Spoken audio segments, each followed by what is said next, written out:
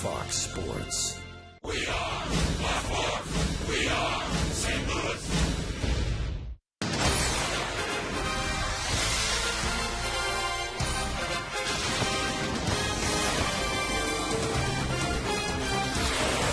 Debut for Jake Westbrook tonight, wearing a Cardinal uniform here at home at Busch Stadium.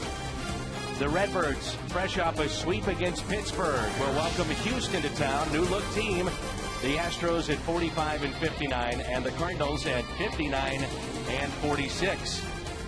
Welcome to Cardinals baseball, along with Al Hrabosky. I'm Dan McLaughlin. The Cardinals have played exceptional baseball here at home, and I have to ask you, why do you think the team has been so good at home and then not as good on the road? Well, we know they had the best record in the major leagues at home, and there really is no explanation for why they're 8 games under 500 on the road.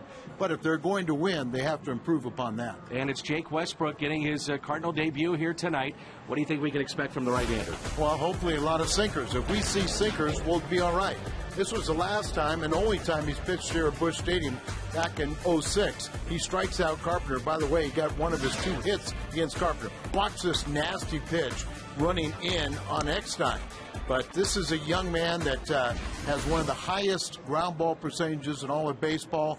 Had the Tommy John surgery last year. If he gets his ground balls, he should win. What do you think it means for him, too, to all of a sudden you're playing with Cleveland, a team that's going nowhere tonight, over 40,000 expected, and you're in a pennant race, too? Well, that's it. That's everyone's dream, especially a veteran pitcher, to get that opportunity. He has been in postseason with Cleveland, but that was way back in 07, and right now he's coming to a first-place club, and that excites everyone. Well, on Friday night, we had a long game because of the rain delay, and only 1 run was scored in 10 innings of play, but yet then the Cardinals on Saturday and Sunday exploded. Offensively, looked very, very good over the weekend. Sure, as soon as we talk about this ball club needing some offensive help, they go out and score 20 runs in the last 2 games. Got to remember it was against Pirates. You got to remember it's at home.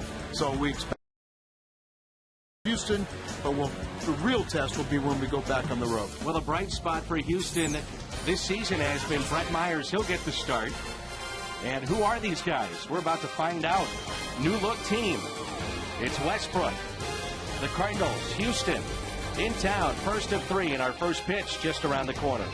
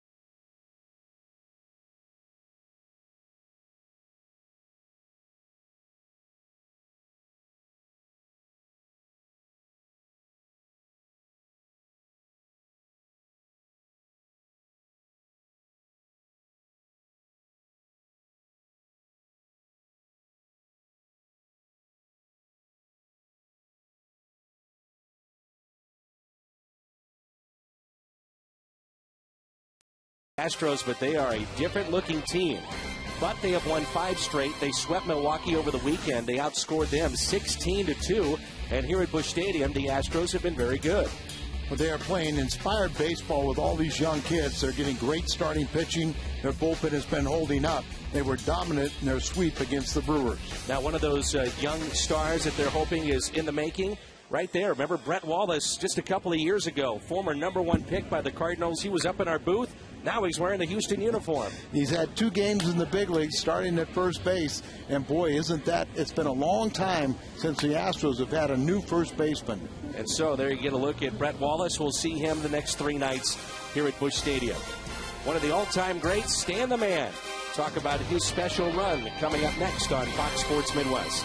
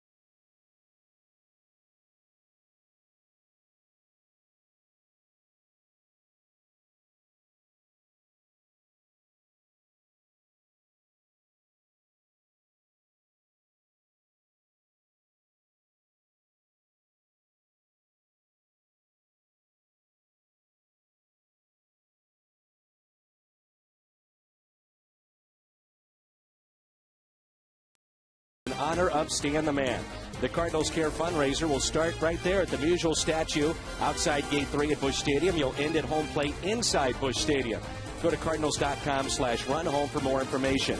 Why a 6K? Well, in honor of Stan the Man. It's also going to begin at 8:06 a.m., and all the proceeds will go to kids in St. Louis. Speaking of Stan the Man, he dons the issue and the cover of Sports Illustrated. Cal Eldred has more on that history. Stan Musial first graced the cover of Sports Illustrated in 1956. Already 14 years in the league, he was pictured in the spring training edition alongside teammates Bill Verdon, Harry Elliott, Rip Rapolsky, and Wally Moon. A few months later, Musial and teammate Ken Boyer previewed the 23rd Midsummer Classic of 1956. A year later, Musial and Ted Williams were co-cover boys previewing the 24th All-Star Game in St. Louis. After the season in 1957, Stan was honored as the Sportsman of the Year for earning his 7th and final NL batting title. Another All-Star Game, another cover. This time in 1958, Musial shared the spotlight once again with Mickey Mantle and Ernie Banks. 12 years after Stan collected his 3,000th hit, Hank Aaron also accomplished the feat, and all 9 members of the exclusive club were honored. And now, 40 years after his last appearance on the cover, and a month before he turns 90, Sports Illustrated remind us that Stan the Man is still a vibrant, vital part of baseball in St. Louis and a model of grace for the game.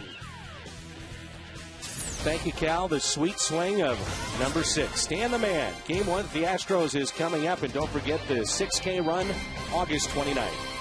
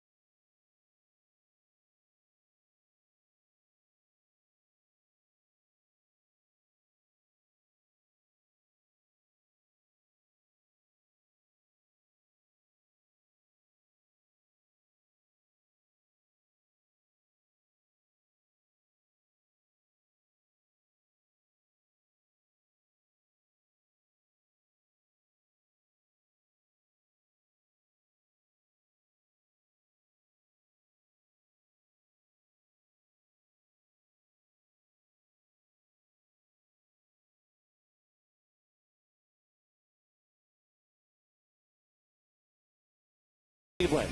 This weekend, the Cardinals had their first 3-game sweep of the year, and they exploded offensively. That means Albert Pujols was in the act, number 25 on Sunday afternoon. A big crowd, over 40,000 expected on this Monday night. Houston comes to town. Baseball coming up next.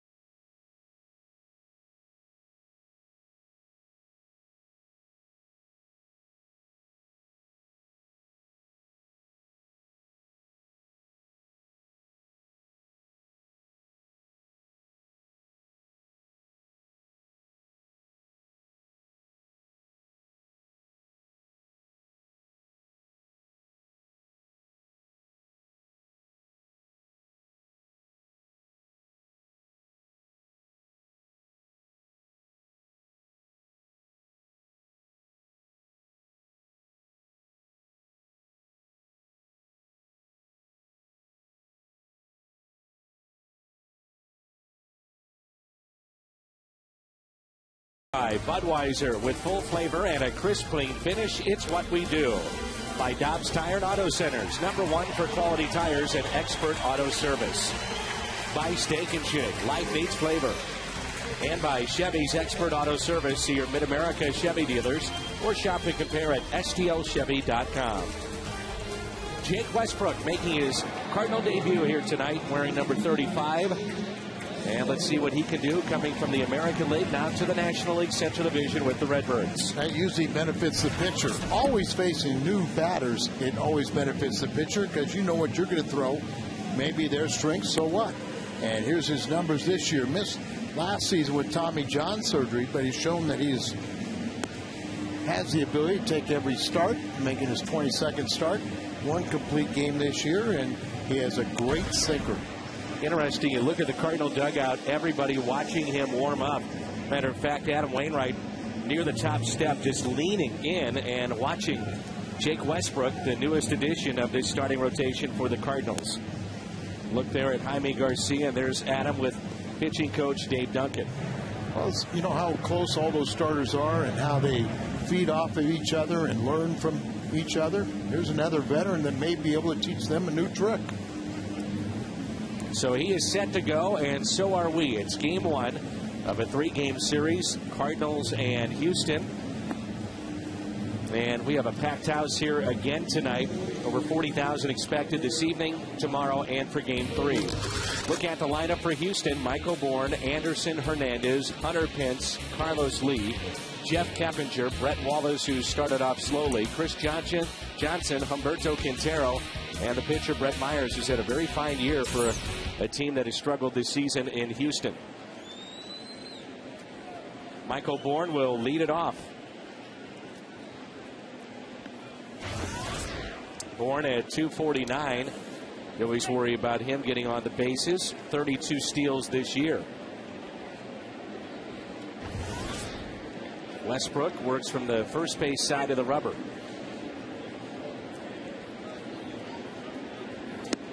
First pitch is a strike. We're underway. That always helps out and ease the butterflies. And, you know, the mound's the same distance. You go out there and just attack the strike zone.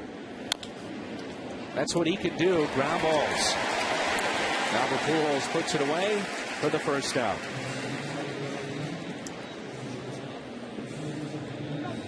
Our Toyota keys to the game from interleague play this year and his career in National League Parks. 14 games, 8 starts. Team record 0-14. Boy. But look at the run support, only just above 2 runs a game. I don't like to see that, do you? No. We love our friends at Toyota, but we could have done without that one. Here's Hernandez, the switch hitter. Slices it foul. Just foul. Job by Mike Riley as that ball's right at his feet. You sidestep a little bit and make that call. He's the crew chief. You see him get out of the way of it, and he's got a good look at it and easily calls it foul. So it's no balls and 2 strikes. Hernandez, like a lot of these Astros, they got batting averages, but just few at bats. He's only 1 for 10. There's a fly ball out to left center field. Who wants it? Holiday. 2 outs. And the batter will be Hunter Pitts, who was an all-star a year ago. Holiday, Rasmus, and John Jay in the outfield. Lopez, Ryan, Schumacher, Pujols. And the battery tonight, Westbrook and Molina. I'm going to ask you about a couple of guys here, Al. Colby, Rasmus, and Brendan Ryan. Trade deadline is come and gone. Their names were floated out there. We heard that behind the scenes. We read about it as well.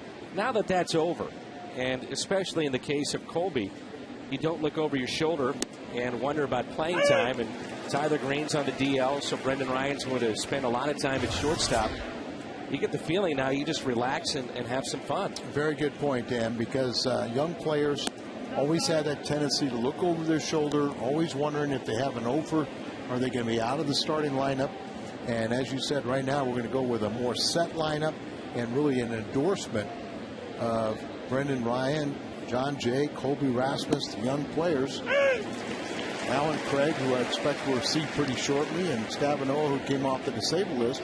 All these young guys are going to have to pull up the slack, but so are the Molinas and the Pujols and the Holidays and everybody else.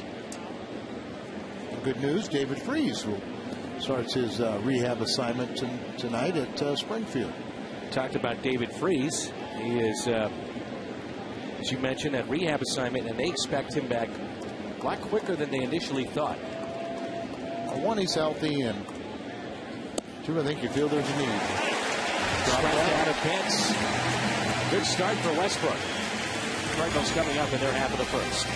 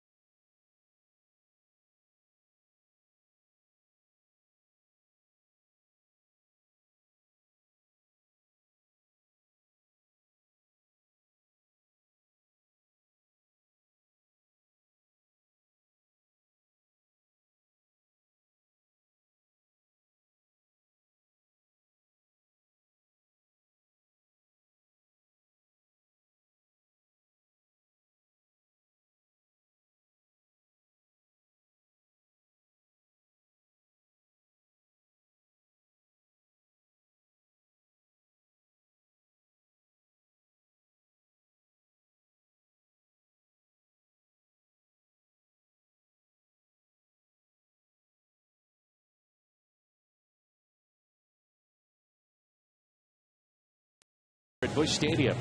10 pitches, 9 were strikes by Westbrook in the top of the first. Lineup for the Cardinals reads with Lopez leading off, and then John Jay and Pujols, Holiday, Rasmus, Molina, Schumacher, Westbrook, and Brendan Ryan. Felipe on the first pitch, a grounder towards second, base hit under the glove of Keppinger.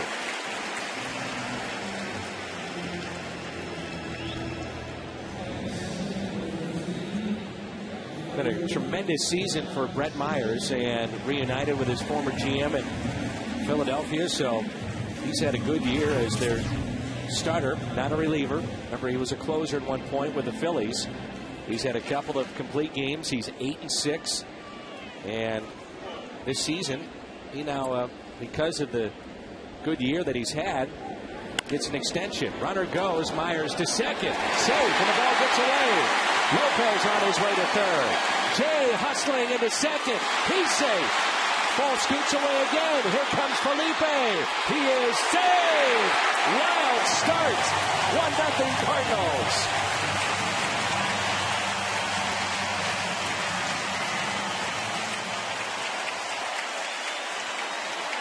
Brad Mills already is going to be arguing this. And Brad Mills is arguing that the throw was so far up the line, he had to have tagged him before he reached first base, or home plate, excuse me. But watch here, Brett Myers throws the ball away, so double errors to the first two batters. Horn throws the ball in here to second. It gets by. Lopez sees the separation. The second baseman fires home. It's up the line, and he should be called out, and he calls him safe. You're really a bit risky coming home here, and I thought he was out even with that replay. I thought he got tagged up the line before that leg touched the plate. Put it this way, if he would have called him out, you wouldn't have an argument. I thought he was safe.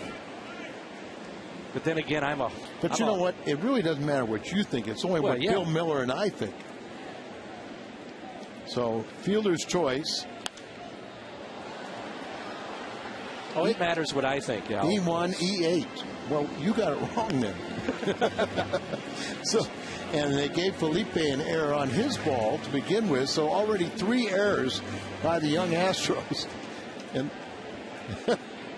wow, tough start. So 1 ball, 1 strike on Albert Pujols. Ground ball hit to short. Jay stays put. Now here we go again. Throw to third, double play. Maybe a little overly aggressive there. Overly aggressive here in this first inning. First time it paid off.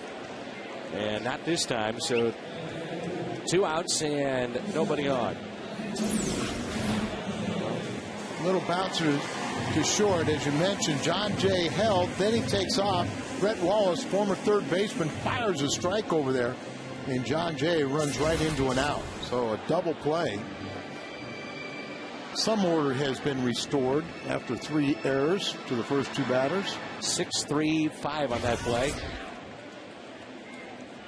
And here's Matt Holliday. An even 300.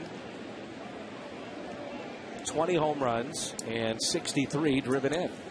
Cincinnati has Pittsburgh tonight. They've jumped out to a 3-0 lead. Have the Reds. That's in the top of the 4th. Matt hit his 20th home run yesterday. 4th straight season with 20 or more home runs.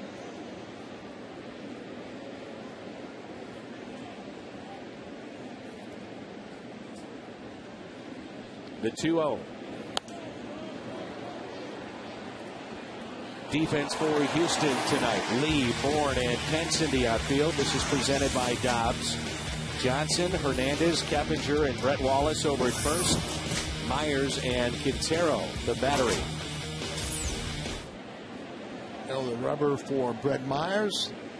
He has been pitching very well, as you mentioned, and particularly well against the Cardinals. This is the 4th time the Cardinals have seen him this year, and Mark McGuire told me that if they don't go after, they don't try and hit the ball up the middle, they're going to roll over like a lot of ground balls, like a right-handed batter hits it short like Pujols did. If you really want to take him up the middle of the opposite field.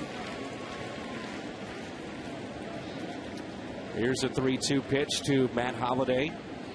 Time is called. Brett Wallace was in the Cardinal system. He was a third baseman.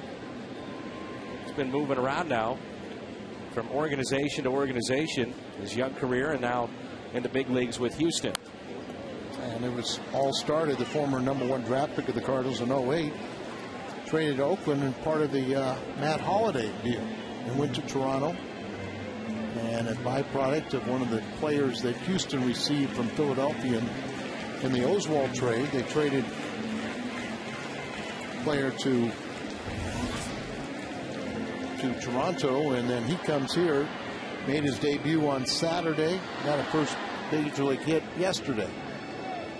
For those legs, when he was up here in the booth, he's got huge legs, enormous base, and that's a walk to Holliday. Mixed reviews on his defense at third as to whether or not he could be an everyday third baseman at this level. And one of the things is he has a weird throwing action, and yet he threw a bullet over to third base to get John Jay. There's Colby Rasmus, up to 274, 17 home runs. He's driven in 46. 2 outs and a runner at first. I have news for you. He was not going to play first base with the Cardinals. No. There's a lot of guys that aren't going to do that outside of number 5. But a lot of people thought, you know, that he was going to. He's a slugger, so he'd actually go to a DH or you know, American League type player. Foul territory. Quintero has it. The Cardinals pick up a run thanks to 3 first inning errors.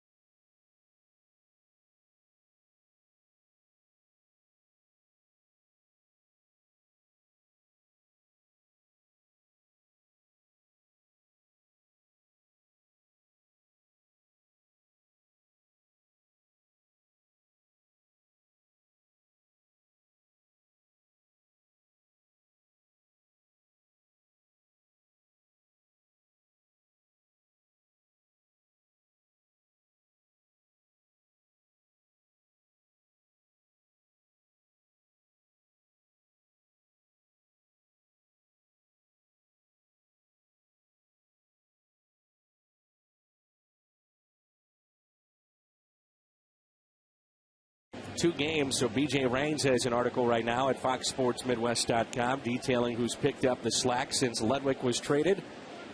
For all that, regional sports needs, click on FoxSportsMidwest.com. Base hit for Carlos Lee. It's a feeling that the Houston Astros would have loved to move Carlos Lee, but no one was going to take his big contract. He's only batting .238, 14 home runs, 52 RBIs.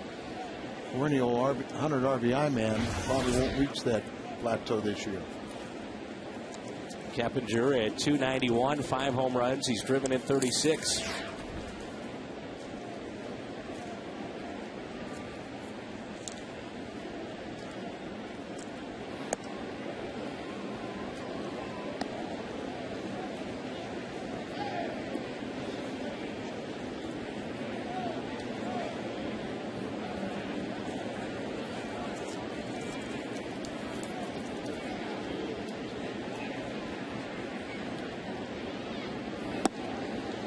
inside sinker. You're hoping for a ground ball and a double play.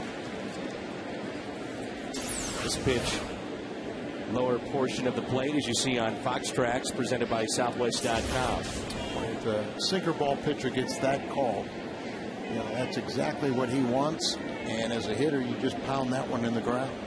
Here's a 1-1 pitch. How about what Westbrook did? There was a clause in his contract that he would receive a $2 million bonus if traded, and he worked with the Players Association to make this trade happen by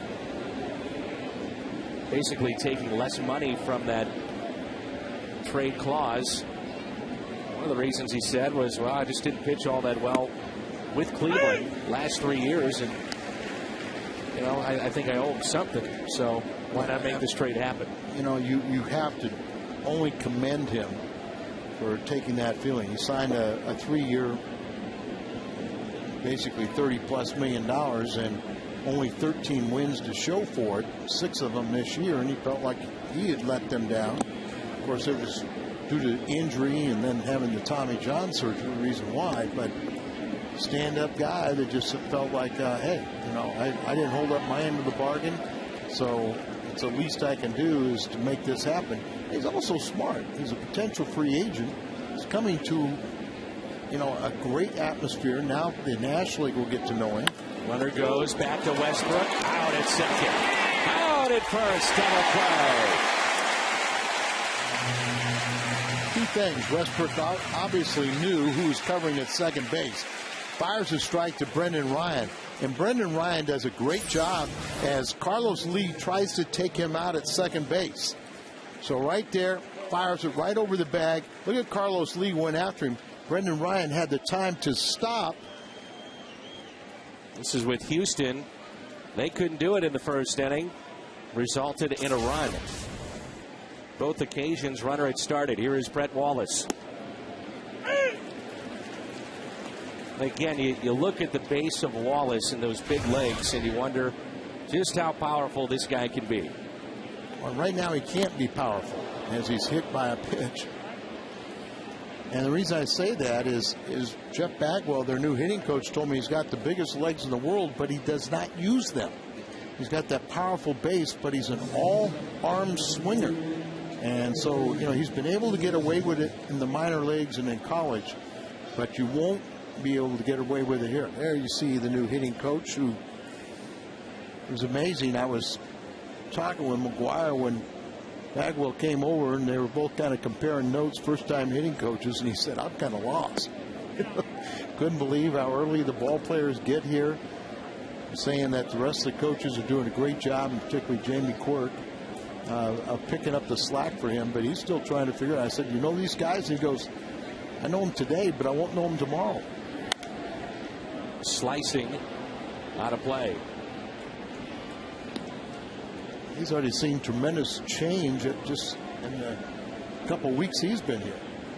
I think this is probably his second week.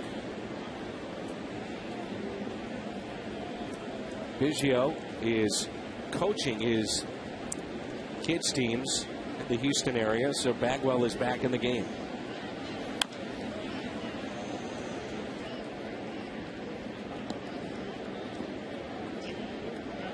One ball and 2 strikes. Chris Johnson, iconic figure in Houston Astros history. Number retired, Jeff Bagwell. Strikeout for Westbrook, his second tonight. Molina, Schumacher, and Westbrook coming up.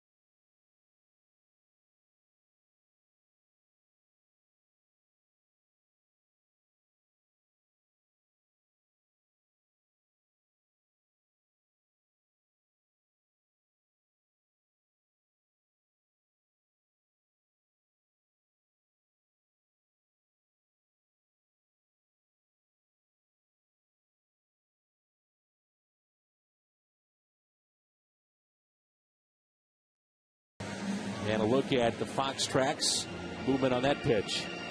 Drops down a little bit on both his strikeouts. That same pitch. Has a good start for Westbrook. And here's Yachty to start the bottom of the second. He said he was going to be forget about the first half, come out here and swing the bat, and he has much better. 333 average since the All-Star break. Adam Wainwright now second in the National League after his performance yesterday. 2.19 ERA. Josh Johnson is first, 1.96. Wainwright second in wins, 15-6. Ubaldo Jimenez 16-2, but seventh in ERA. Carpenter now is under 3 with his ERA. Cardinals, by the way, because of the Cardinals' big three, they're starting rotation best ERA in the National League. Loesch made his second rehab start and looking for number 3 on Thursday. Here's a 1-2 pitch. Hit towards short. One away. And now at an exclusive pregame field and dugout visit for Friday, August 13th. The Cardinals host the Cubs. This ticket auction includes a VIP field visit, 2 tickets in the first row of the field box level, and more. Bid today at cardinals.com/auction. I'm sure Mr. Westbrook will get a nice round of applause when he's introduced. He's on deck. He has 2 career hits. Last one was off of Carpenter.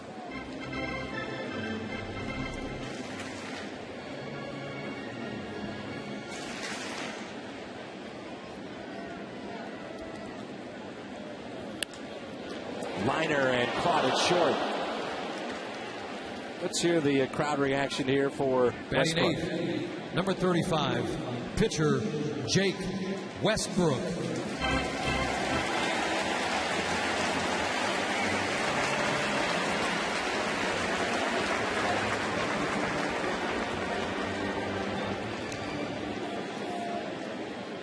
Happy birthday to Jim Doyle from Afton, Missouri. Jim celebrated his 84th birthday yesterday. Happy birthday to Jim. Leon Gullett, Janelle Gullett, Linda Gullett. They're all here, the Gullets.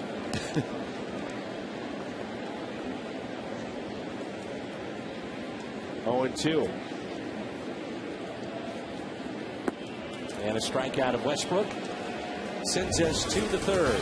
First strikeout for Myers. 1-0 St. Louis.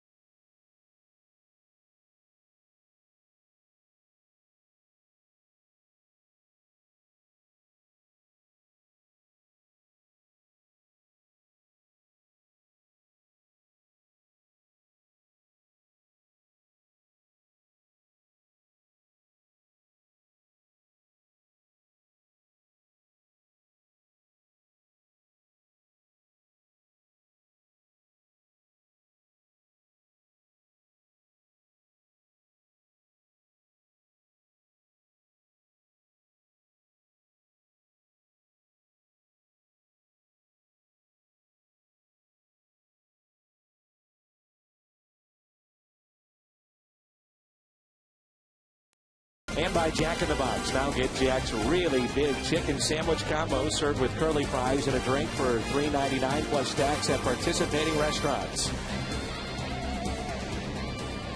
U.S. Cellular Text Poll. Which National League team made the best deals at the deadline? Cardinals, Dodgers, Padres, Phillies. Text deals A, B, C, or D to 432-432. Cardinals, of course, adding Jake Westbrook. Jim Hayes has joined us here in the booth. This is Quintero who leads it off. I know Cardinals, certainly Jim, are excited about the addition of Westbrook, and he seems to be the perfect fit for Dave Duncan. Yeah, Dave was saying that this was a guy they've kind of coveted for quite some time. Dave loves the fact that he throws a sinker ball, coaxes a lot of ground balls. That's Dave Duncan's kind of pitcher. Here's another ground ball. Tough play for Lopez. Bare hands. Makes it. And we've seen with Dave, with Jeff Suppan, with McDougal, Dave is able to identify a couple of things right out of the chute that might help a new Cardinal. And Dave said, you know, I haven't seen him live enough to really make that assessment. So he was looking forward to seeing Jake pitch. Almost popped out of his hand, but Lopez makes a good play. And here's Myers, who's hitting 150.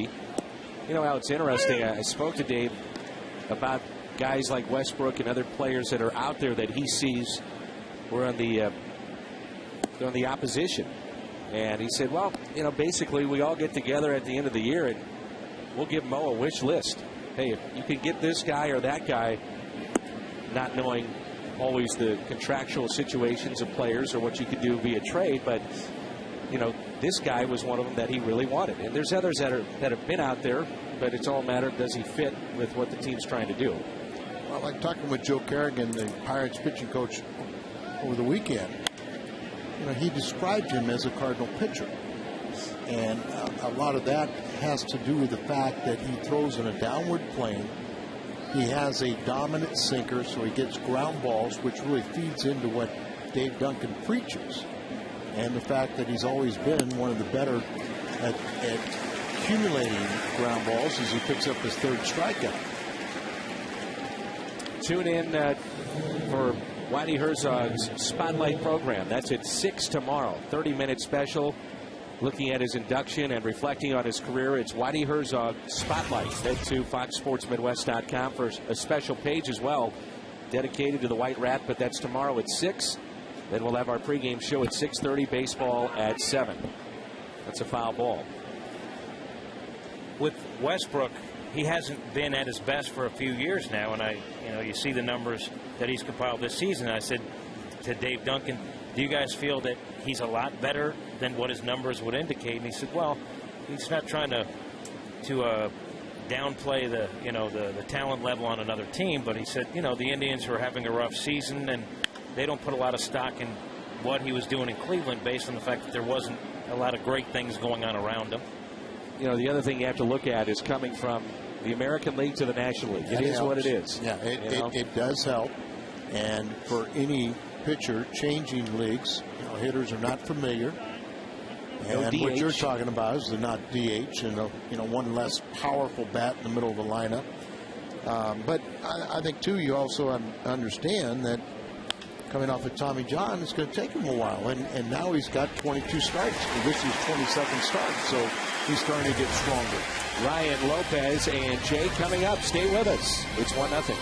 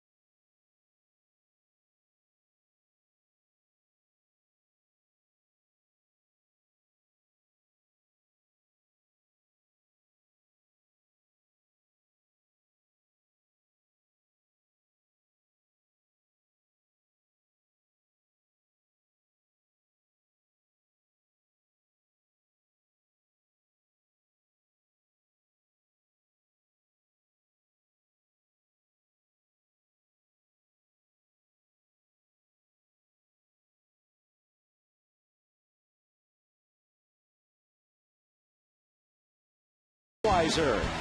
It's what we do.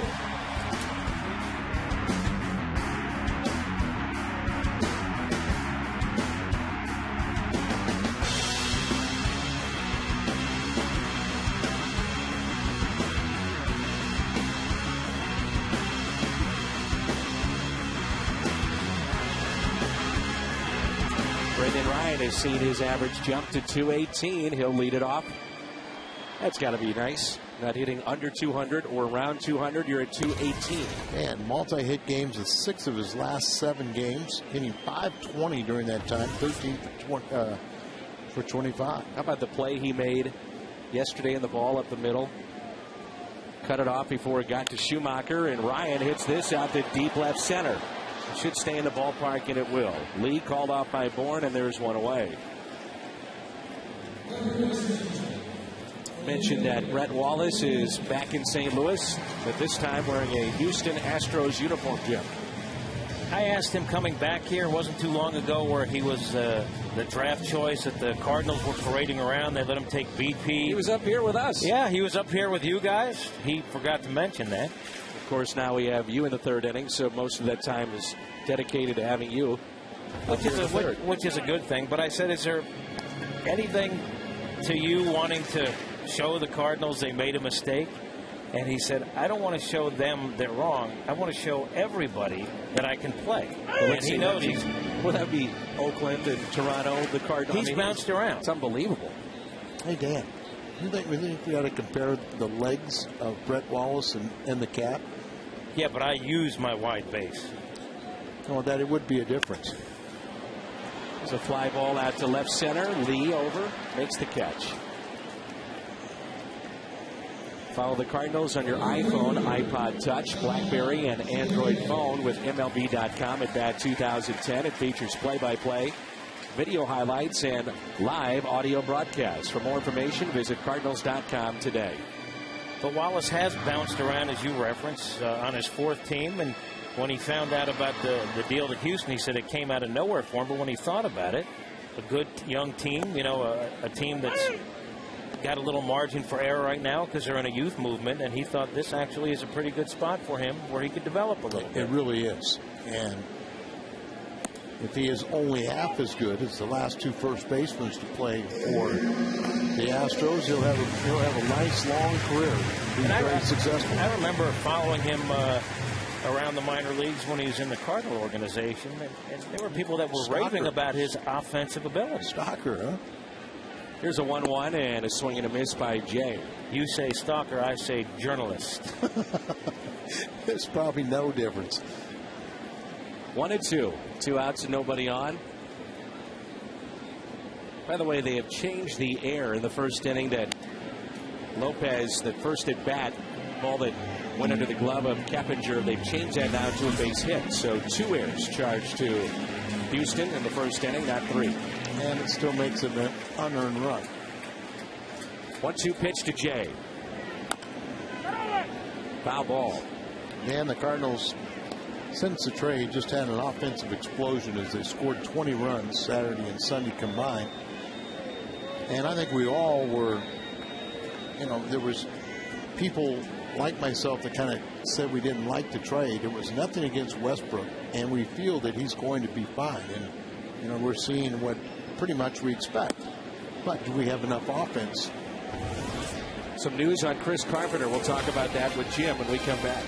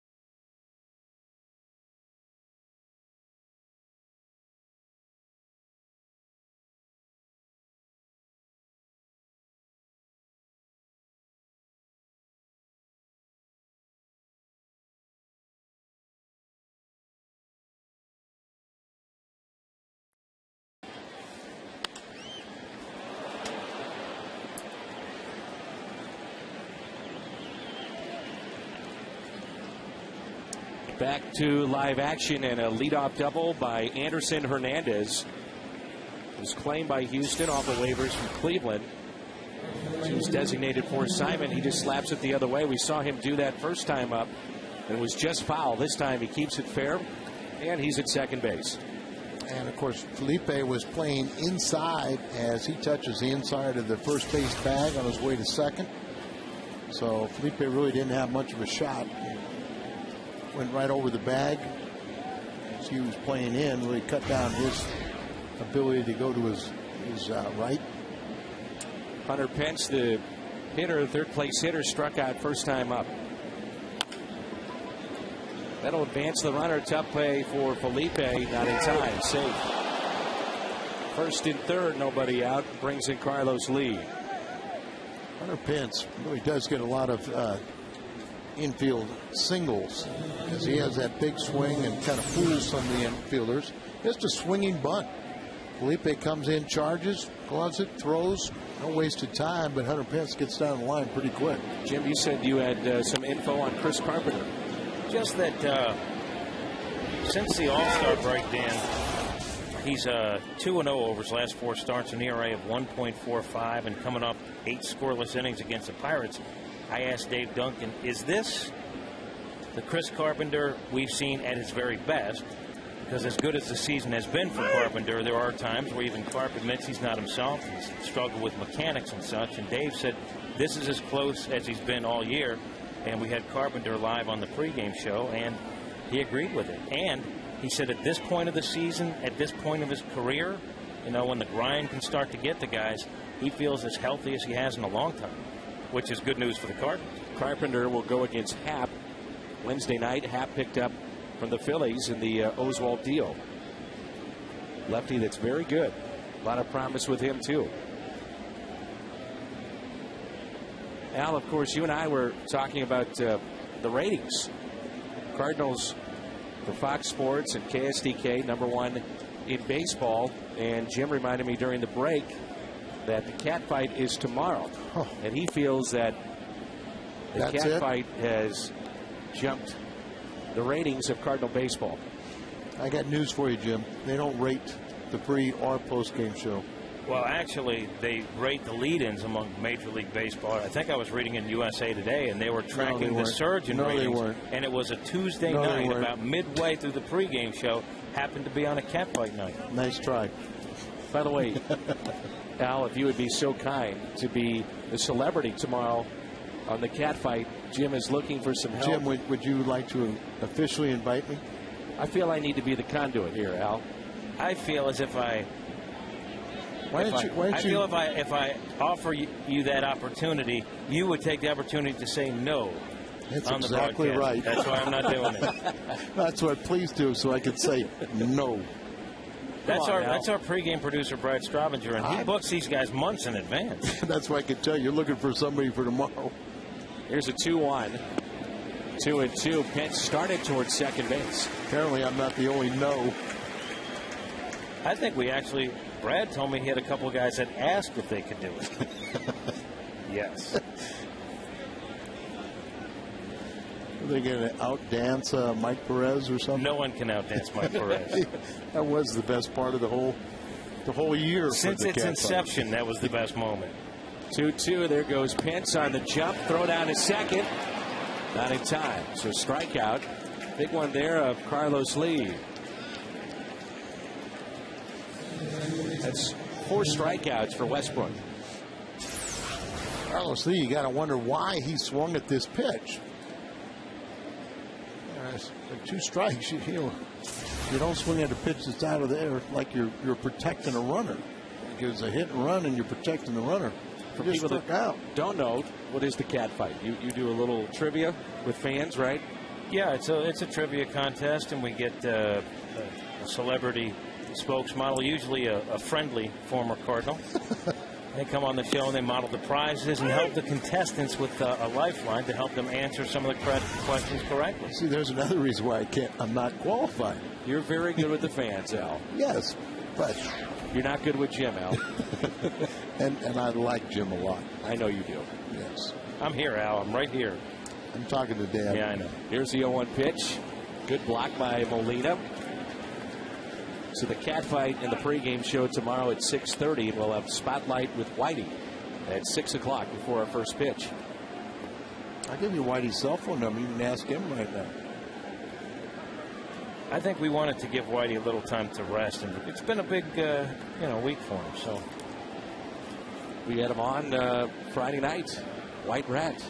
Jamie Quirk, one of his players from Kansas City, and I asked Jamie. I said, "You talked to Whitey?" He said, "Yeah." And he goes, "Where's his number?" He had the big day for him. He was so happy, but obviously he was busy.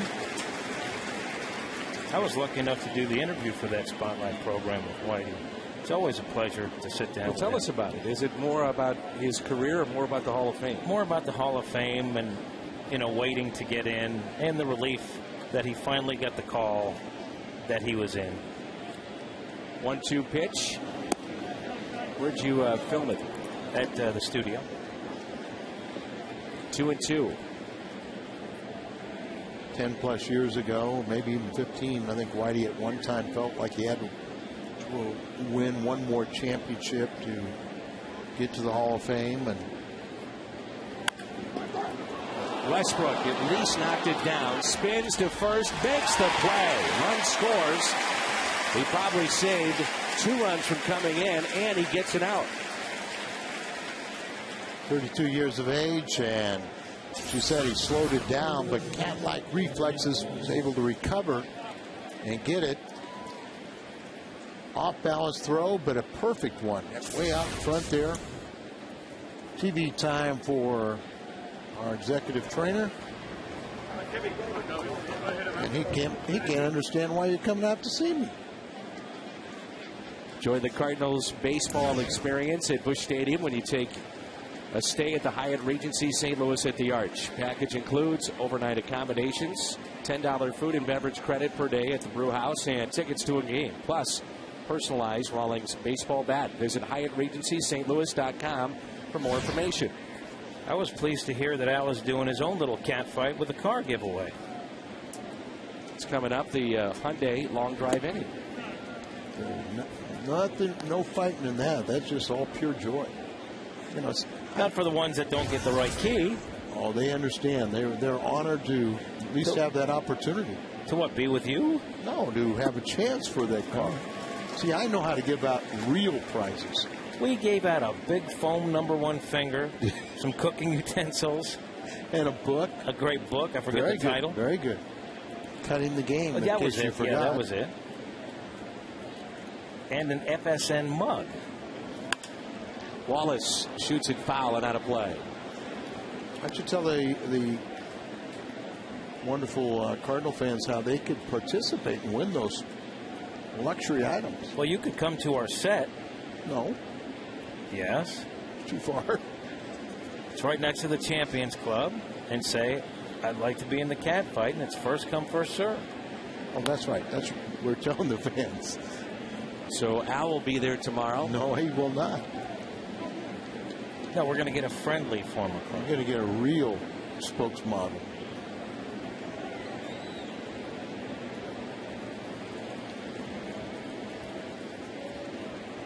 Get Big Dog, who never misses a cat fight, up here manning our camera. 2-2.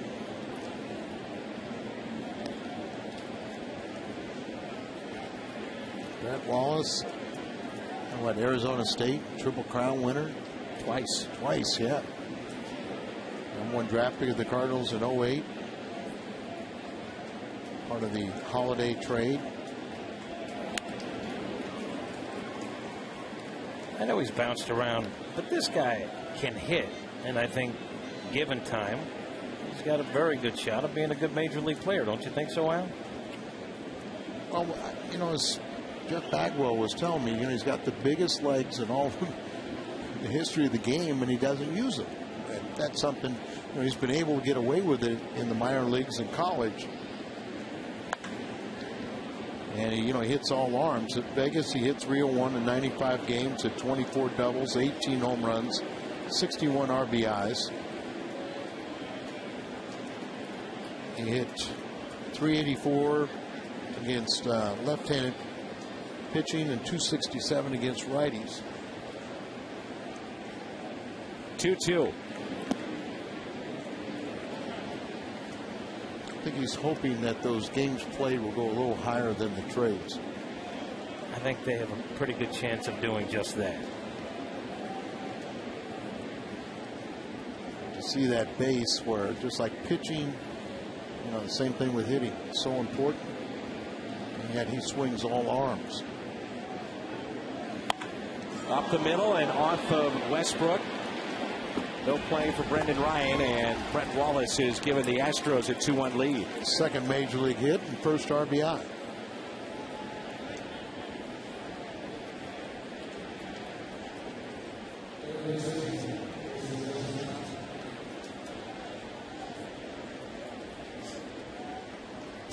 So for a lot of see the circle change up for a lot of young hitters, that's a great pitch. Right here, Wallace hammers it right back up through the box, off of Westbrook, and he gets his first major league RBI and second big league hit. Chris Johnson, the hitter, slicing down the right field line, and a foul ball, not by much. Hardly any room down there from the foul line to that side wall. Strike one on Johnson, who struck out back in the second. It's 2-1 Houston. Chris Johnson just had his 14-game hitting streak snapped last night. He hit .451 during that streak. Westbrook has been dealing with runners on in this inning, but his pace in the first 3 innings, you like what you see. A guy that throws that sinker ball, keeps his defense active, and he works quickly. Well, you still see even Wallace's ball up the middle, still getting ground balls. Just a couple of them gone through. Or a swinging bunt like on Pence.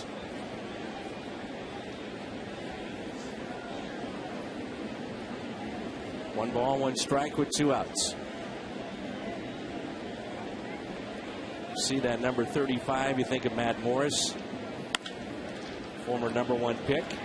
Joel Pinheiro wore that number as well. Force play at second, but a lead for Houston. Jim, we'll see you on the postgame. Al will be with you on the Cat Fight tomorrow.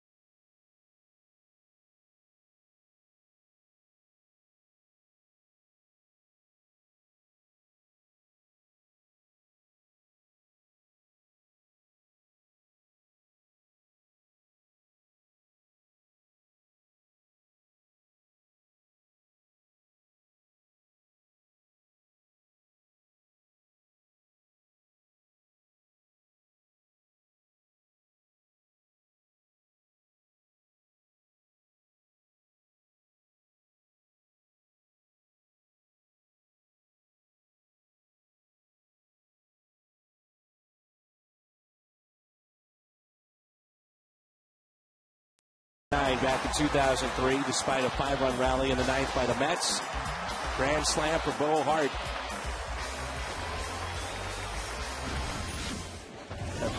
That was fun for a while with Bo. Until his teams found out that anything spinning he couldn't hit. played well defensively, too. Oh, he gave the team a little charge when he first came up, and he hit about 500.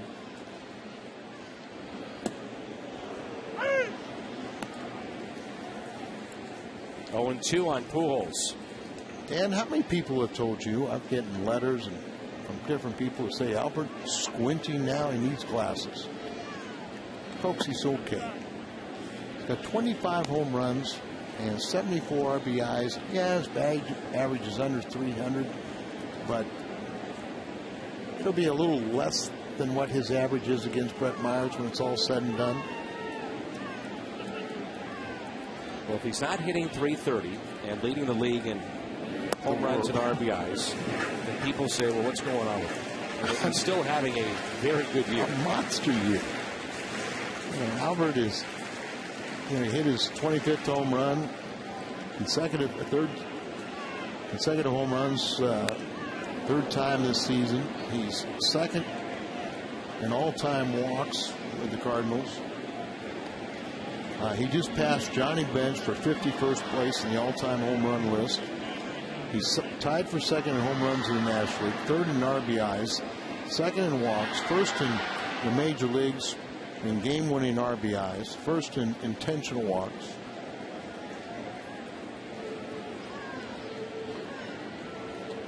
Two. Always look at on-base percentage, too. Albert Pujols is second best in the league at 398. Joey Votto at 420. For my money right now, Votto, if the season ended right now, is the MVP.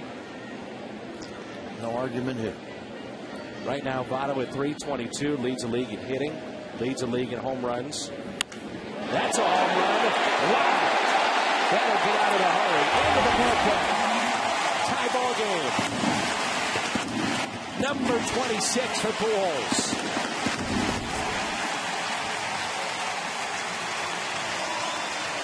Like I said, I think he's okay.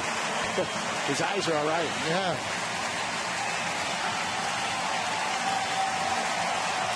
Well, that got out of the hurry. 26 home runs, 75 RBIs. Albert knew it. Somehow we believe the pitcher knew it. Myers threw the pitch, saw the swing, turned his head, kind of disgusting, and he knew the results. We got a tie ball game. Here's Holiday, 2-2 game. And that puts him at 75, as you said, in the RBI department. That's only 6 back now. Brian Howard, David Wright at 77. Ryan Howard got hurt yesterday. Sprained his ankle. Some thought he may have broken his ankle. They did take x-rays, and it was just a sprain.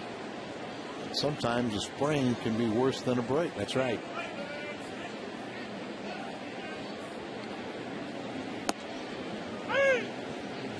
Two and one on Holiday. The reaction of Brett Myers in the home run. Watch Myers after he throws his pitch. Many times you go, wow, I just made a big mistake. But I cannot afford to make that mistake to this caliber of hitter. 2-1, slowly hit but foul.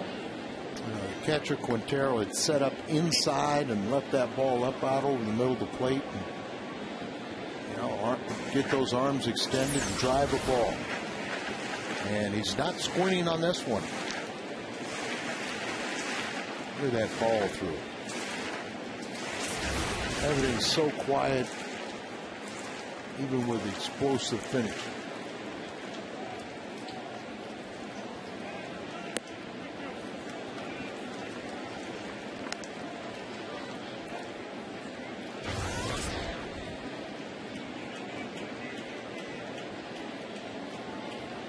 Pujols closing in on 400 home runs. Is that 8 away now? 3-2 to Holiday.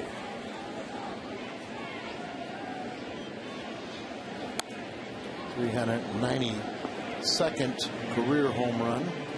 So 8 away. He's already hit the most home runs in the first 10 years of a career. It shows you he's going to end up averaging over 40 home runs a year for the first 10 years of his career. No one's ever done what he has done. A couple people may have done it for 2 years, but to do it for 10 straight years, nobody. 3-2 pitch. A-Rod is stuck on 5.99. Can't get that elusive 600th home run. It's amazing how guys get to one of those really important milestones, and they just probably put so much pressure on themselves, or they want to get it over with so quickly they just they can't. Pitch number 8 to Matt Holliday in this at bat. It's pitch number 6 to Pujols that he launched into the bullpen of Houston. Speaking of Pujols, he's only the 5th player in Major League history with a 330 or higher average and at least 300 home runs, 1,000 runs scored, and 1,000 RBIs in the first 1,500 career games. The other players in that exclusive group: Babe Ruth, Lou Gehrig, Jimmy Foxx, and Ted Williams. Enough said. Inside to Holliday as he draws his second walk. Myers has walked 2. Both have been to Holliday. Thursday, watch Gateway to Greatness, special show sharing the inspirational story of Devin Alexander. And Alexander will fight Saturday at Scottrade Center. For tickets to the fight, go to Ticketmaster.com. Gateway to Greatness, Thursday at 7:30 here on Fox Sports Midwest. St. Louis champ.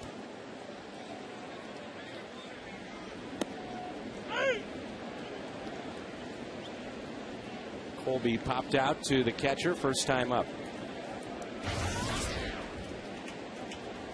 Katie Phelps put that together.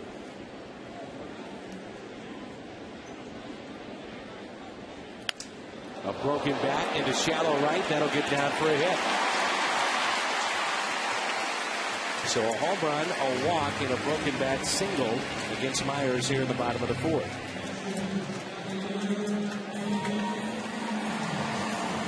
The last 48 hours, each of us in separate conversations had talks with Kobe Rasmus, and starting to understand him a lot more and how much he cares. Great opportunity for Kobe to really kind of relax and just let things happen for himself. I think that's big, knowing that you're going to be in that lineup every day. Remember last year, Ankiel, Ludwig, Duncan, Holliday, eventually.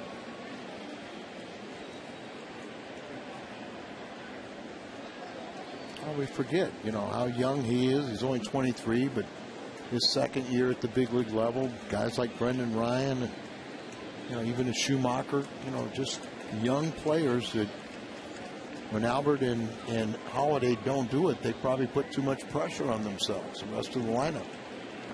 Well, Al, one of my best friends, and I know a very good friend of yours, is watching tonight. Charlie Spoonhour, of course, longtime St. Louis U and Missouri State basketball coach. He's feeling under the weather, and I spoke to Spoon yesterday. Thoughts and prayers with him, dealing with a very difficult situation. But one of the great people in our community. His spirits are up. But, Coach, we're thinking about you, and I know you're watching tonight. First thing he asked me was about the game yesterday. He was upset about a couple of the moves.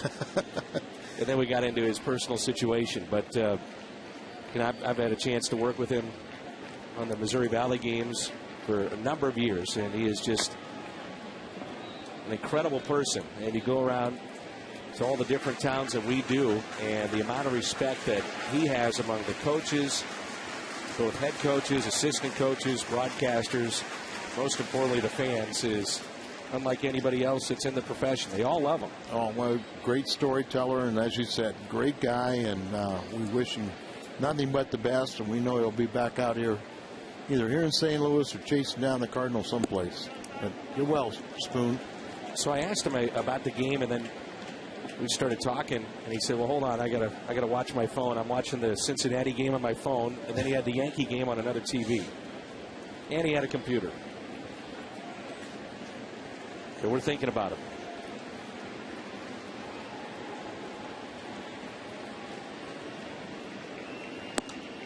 Mickey Garagiola having some tough times right now. We wish him a speedy recovery.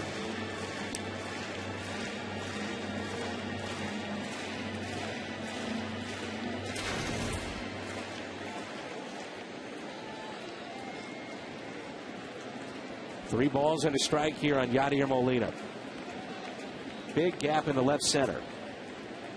Runners go, and a pitch taken for a ball. Bases loaded. So that's 3 walks and 2 in the inning. Issued by Myers.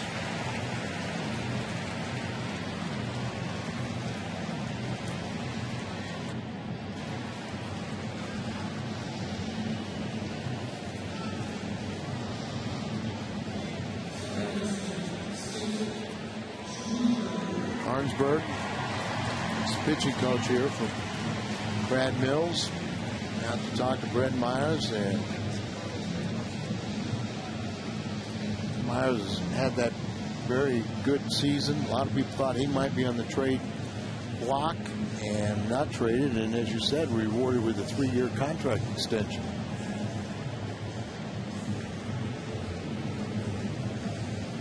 Carlos Lee trying to find well, he doesn't have his yogurt right now, but he's got some candy. Sunflower seeds.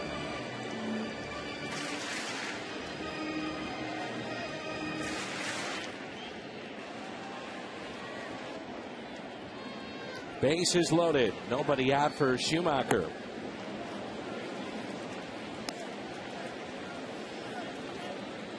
This year he is 1 for 2 with the bases loaded and does not have a grand slam in his career.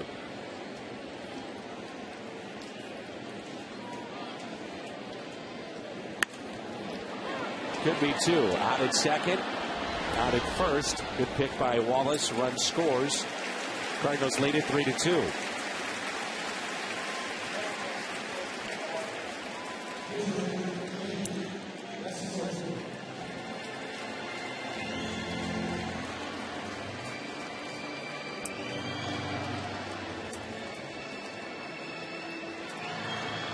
Westbrook with a runner at third base, 2 down, struck out in the second inning. First pitch is a strike.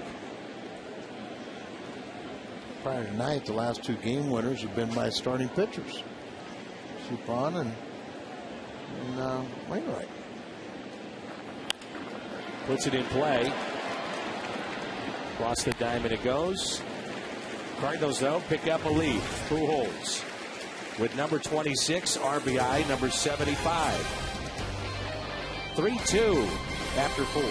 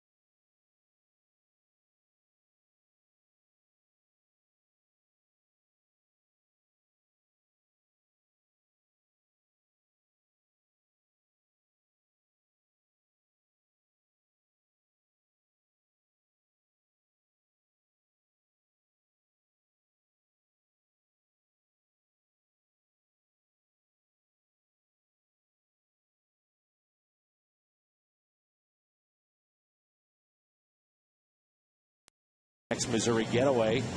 This is the Truman Library and Museum in Independence, Missouri. The Harry S. Truman Library and Museum was hailed by the Dallas Morning News as America's best presidential museum. We'll look at the museum. Harry S. Truman Library and Museum in Independence, just outside of Kansas City. If you'd like to find out more, just go online to the website, visitmo.com. Trivia time presented by AT&T. Prior to Berkman and Bagwell, who were the last Astros to play 60-plus games at first in a season.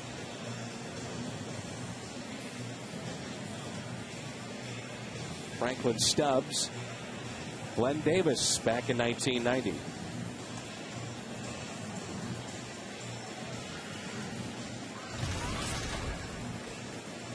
Look at downtown St. Louis and Busch Stadium. It is packed here tonight. This is one of the nights of the free tickets, but also there was close to 40,000 prior to that sold. So we've got probably 42, maybe 43 in the house.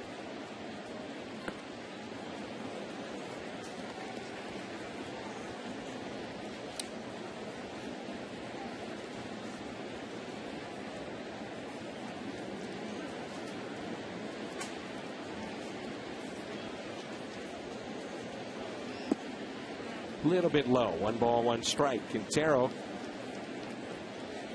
0 for 1 tonight. Good play by Lopez. Take a hit away. Trying to bunt his way on.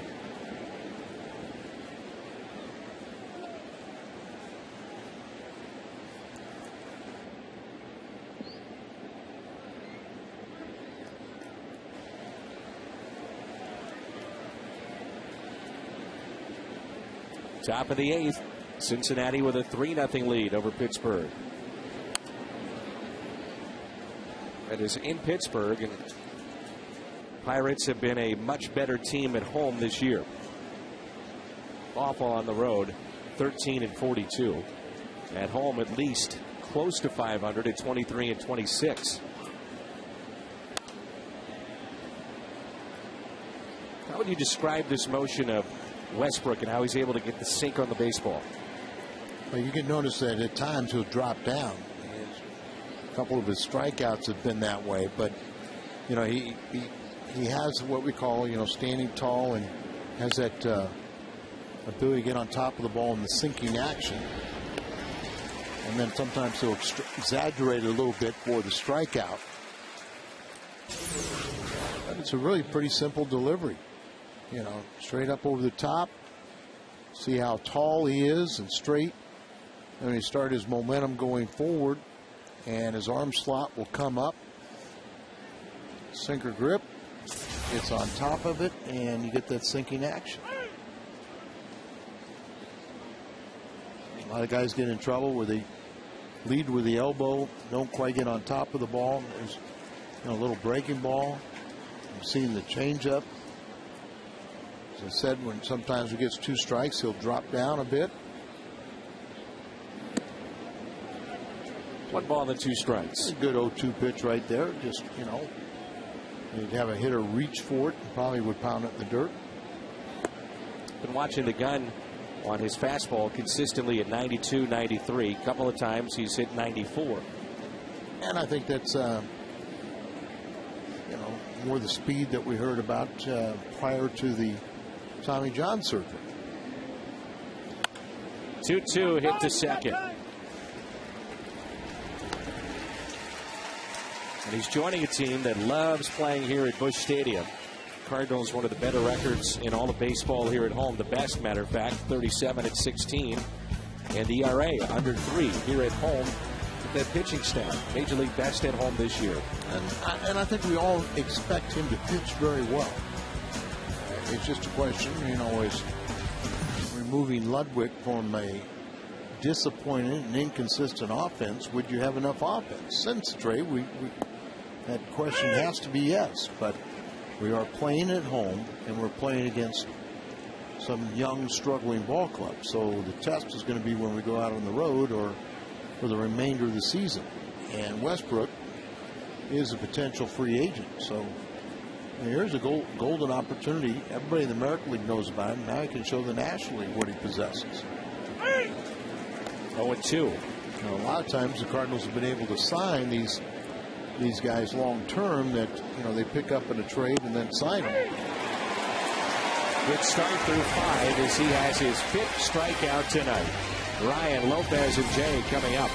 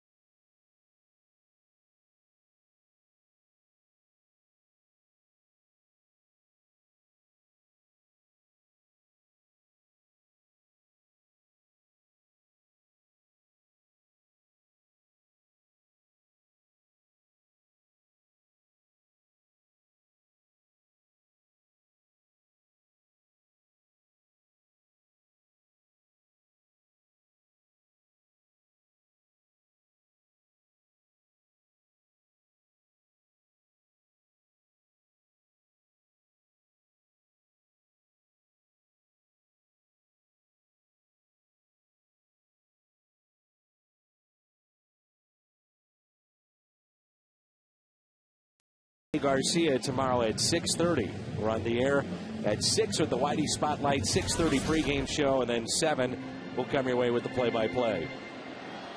Great to see our friend Jim Jackson up here in the booth covering some from surgery, and Jim will be joining us very shortly, the producer, engineer of Cardinals baseball on the radio side. So great to see him back here at the ballpark. Oh, absolutely. It is amazing that they've been able to get on the air on the radio side without Jim Jackson.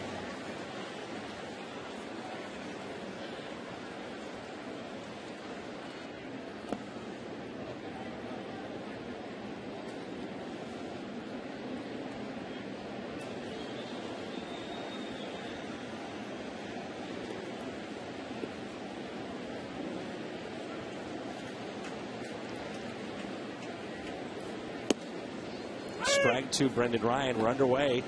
Cardinals half of the 5th. Ryan flied out to center. First time up. Brendan was 7 for 10 in the Pirates series. 1-2 pitch. Another fly ball into center.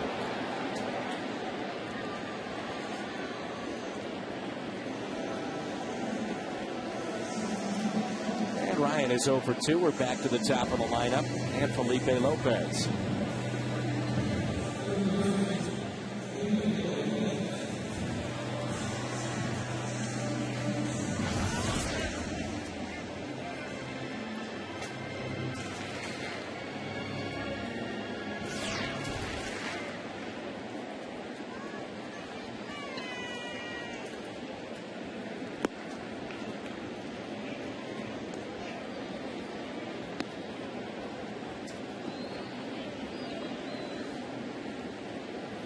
He's hit 260 in the leadoff spot. 53rd start leading off. Taken up and away. 2 balls and no strikes.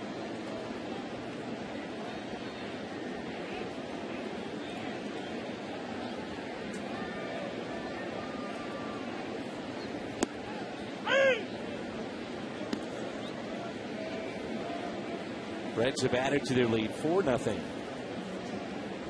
in the 8th inning.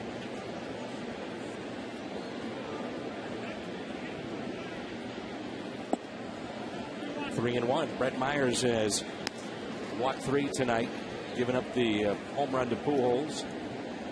Cardinals only have 3 base hits, but they lead 3-2.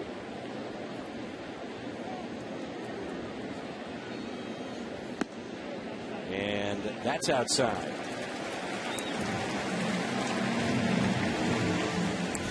Cardinals campout presented by Bass Pro Shops and Tracker Boats is back Friday, August 27th. Come spend a night on the field and under the stars at Busch Stadium. For ticket information, call area code 314-345-9500 or visit cardinals.com/campout.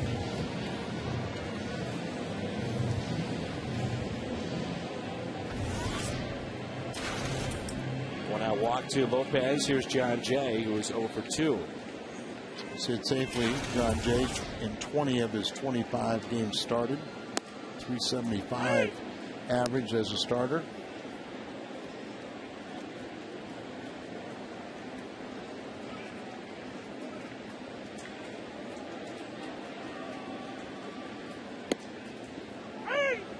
Pickoff and safe at first. Well, Quintero's got 4 pickoffs this year. So they're all trying to emulate Yadier.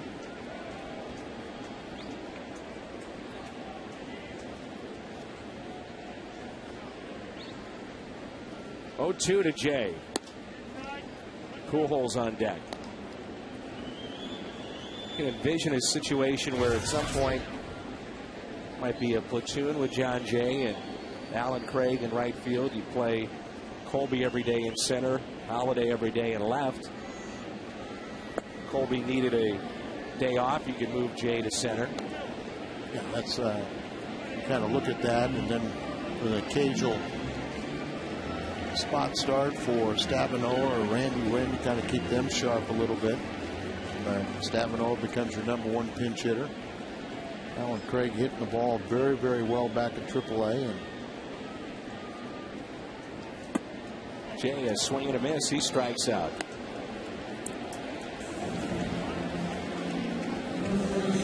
Third strikeout for Myers. And tough on his left-hander with that breaking ball.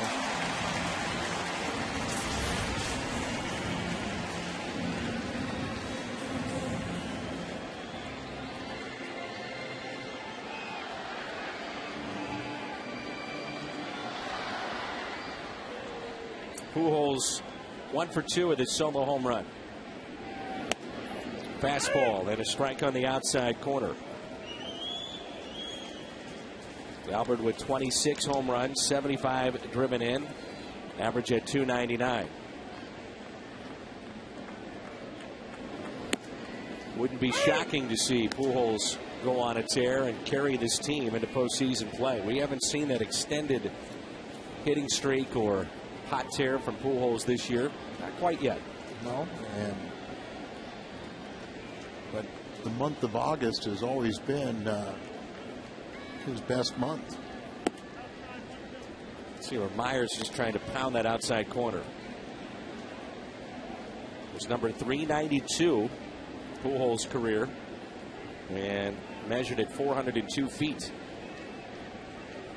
Sure, Albert has hit .335, 12 home runs, 40 RBIs here at home. Breaks his bat, pops it up, and the catch is made. So the Cardinals are through. We move to the 6th. 3-2, St. Louis on top.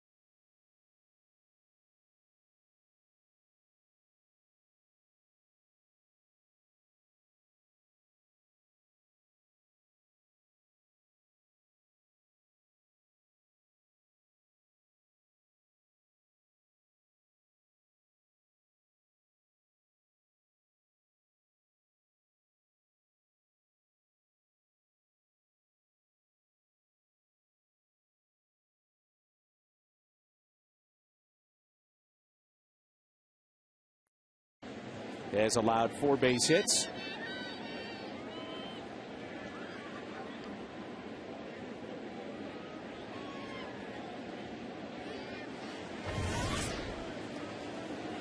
Leadoff man is Hernandez. He has doubled and scored back in the 4th.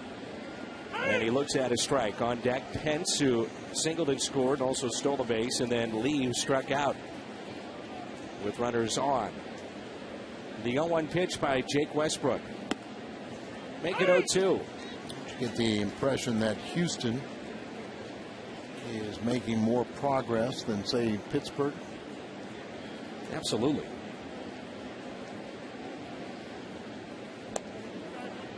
You know, if you're going to dump salary or try to improve your team by lowering payroll and trying to pick up prospects, you look at Happ, Wallace. Right. You take that. You know, the Cardinals in their pursuit for Oswalt, they didn't have a pitcher that they could give up of the caliber of Happ, and probably the abundance of what surplus would be outfielders the Cardinals had, and really Houston doesn't need outfielders. They need pitching. 1-2 pitch. Fought off. You're just joining us. Westbrook has struck out 5. A lot of ground ball outs. He's allowed 4 hits. He has not walked a man. 5 strikeouts, 7 ground outs. 2-2. 1 fly ball out. What have you thought of his stuff? Pretty good. And he throws strikes. The ground balls as advertised. He's got to have fun pitching in this ballpark, this atmosphere, coming to a first place club. A pitcher can't ask for any more. Good ratio there. Pitch count at 80. Mentioned coming off the Tommy John surgery last year. Probably this last 2 months is. I would think that he's will get stronger. That early in the season was probably tough running, and now he'll get even better. There you see the highest career ground ball ratio. That's what attracted Dave Duncan in the past. Let's get that late sinking action on his pitches. Ground balls don't go over the fence. I don't know if you know that, Dan, but if you don't walk people and you keep the ball in the ballpark, you should win. Man, you are quick. Sometimes I just don't know how much gets past you, Al. Excuse me, I forgot. You understand. It was Jim Hayes that would probably have a hard time. This isn't Jim. This is me. Jim would have a hard time figuring that out. The ground balls don't go over the fence. 2-2. Swing and a miss and a strikeout. Looked like a changeup that time. And that's 6 tonight for Westbrook. This season, it's easier than ever to find the seats you want or sell tickets to the games that you can't make on StubHub. It's the official fan-to-fan ticket marketplace of the Cardinals. You'll find great seats, great service on StubHub all season long. StubHub.com and choose your seats today.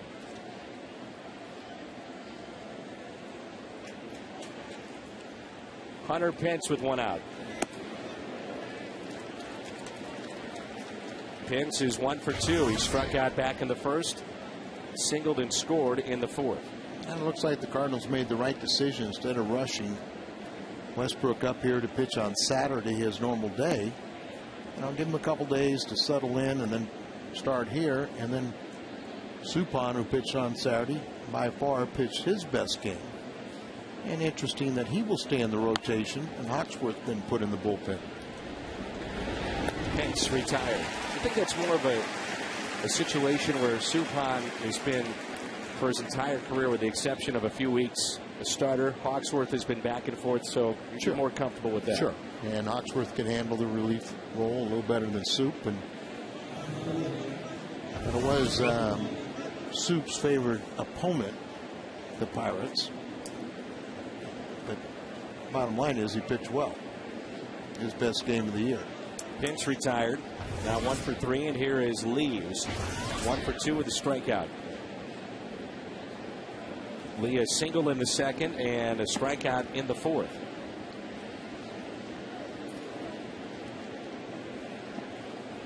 We've seen Westbrook drop down a little bit. Change up and a fastball. We kind of talked a little bit. Wonder if this gun here at home isn't jacked up a little bit, because he's throwing at a higher speed than what we were told he throws at today. So he's been from 91 to 94. 2-1 pitch to Lee. When you got a sinker, 91 is a power sinker. Absolutely. When you're throwing 93 and 94 with it, I mean, that was what he did a few years ago when he was a 15-game winner in back-to-back seasons.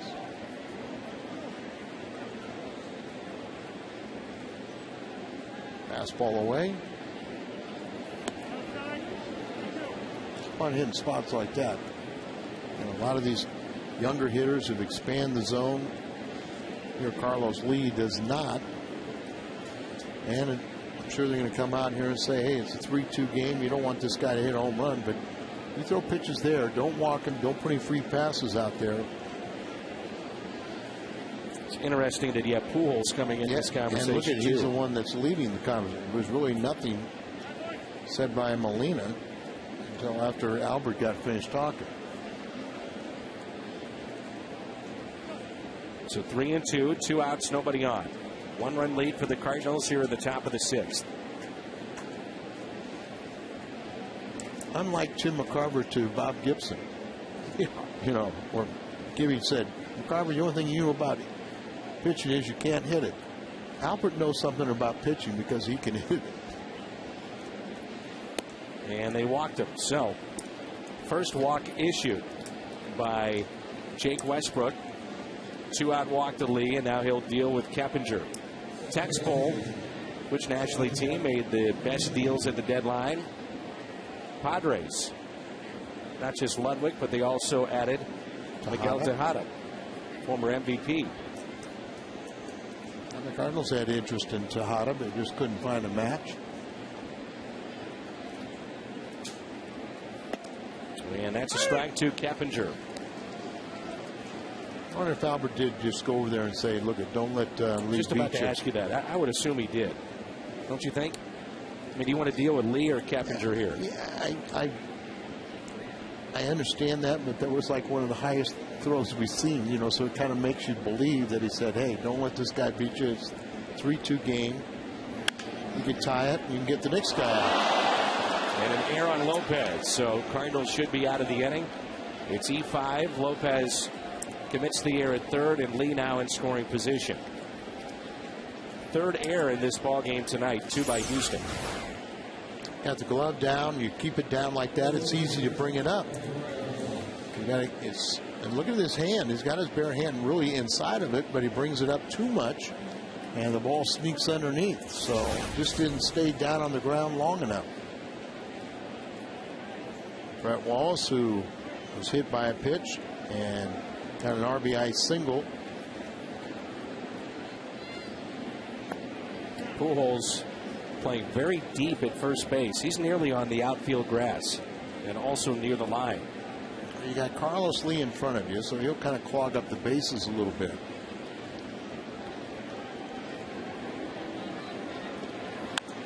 One ball, one strike. What do you think's going through Wallace's mind? Having been traded now, St. Louis to Oakland, Oakland to Toronto, Toronto to Houston. Two things. Boy, I'm in demand. A lot of clubs want me. And who cares? I'm in the big leagues. Yeah. In a very good situation. You know, a young team. He could be one of the. Pick off, and it's safe at first. Albert tried to snatch at that ball and apply the tag quickly and dropped it. I think he would have gotten back in, Keppinger. But at one point, it looked like it was a pretty good idea. But you've been so successful at your college career. You're a highly touted prospect and draft pick. That was going to be close. And now you've been traded 3 different times. But as you said, you're in the big leagues, so don't worry about it. I mean, for an 08 guy, he's already in the big leagues. And he's with a young club that can afford to have patience. Let him be one of the mainstays here and develop. And down the road, you know, they hope to have a very good ball club. So I think he's probably in maybe one of the best situations. Obviously. 3-1 pitch. Wallace is swinging a miss. Been effective against the lefties with that changeup tonight. Changeup. It looks like he's got a little cutter-like and not a lot of weapons, but you know a veteran like this should have good results against a very young team. 3-2 and a swing and a miss. He did it again with the changeup. 7 strikeouts for Westbrook in his debut. Holiday leads it off when we come back.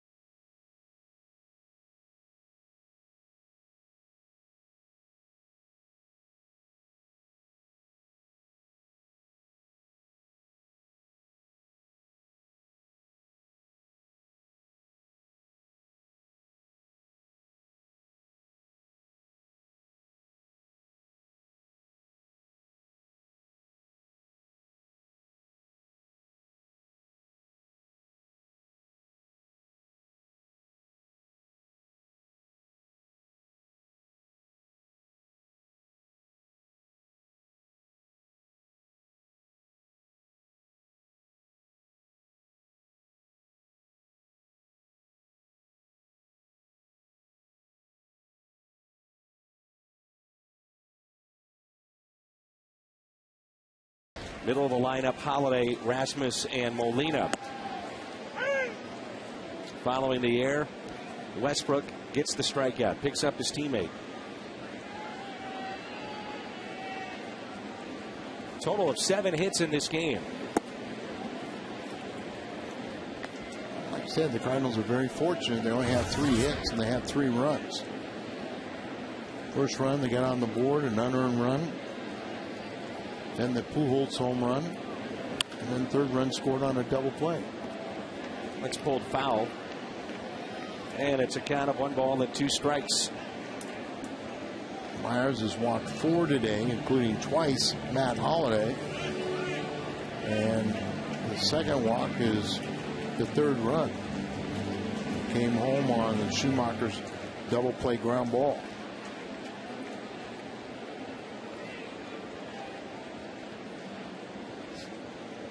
One-two pitch. Cardinals, if you missed it, signed lefty Nate Robertson. He has agreed to a minor league deal.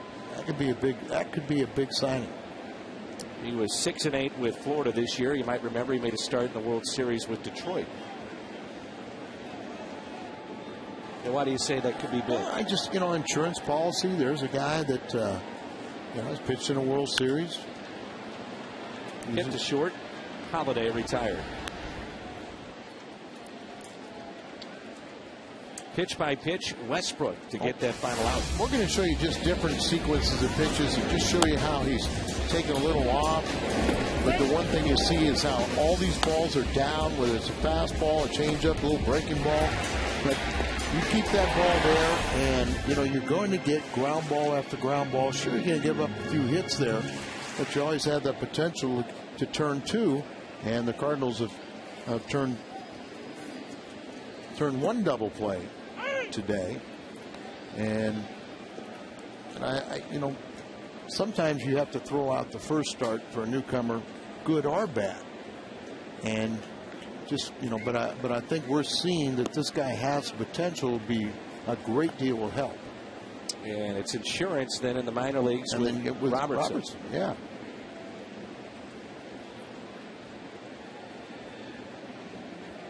Coming to this atmosphere is going to rejuvenate everybody or anybody. And like I said, he doesn't necessarily mean, and hopefully in one sense, you don't see him until September when you expand the rosters and he's not needed. But if something happened to somebody, you have another experienced pitcher and a left-hander to go, to go get. Strikeout of Colby Rasmus. 4th for Myers. Colby 1 for 3. Breaking ball, and he's shown a pretty good breaking ball against the left-handers, which has helped him. Just looking at the last couple of weeks between Westbrook and McDougal, and then if Robertson can kind of be that another insurance policy. He only lost Ludwig, which is a big loss. He's one of our favorites, and we wish him well, but let's don't forget that John Mozeliak sent him to a pretty good place, and he already helped them. Slowly hit to second. Cardinals will go quietly here in their half of the 6th. The 7th inning rolls in when we come back. Bottom of the lineup for Houston. Westbrook back to the mound.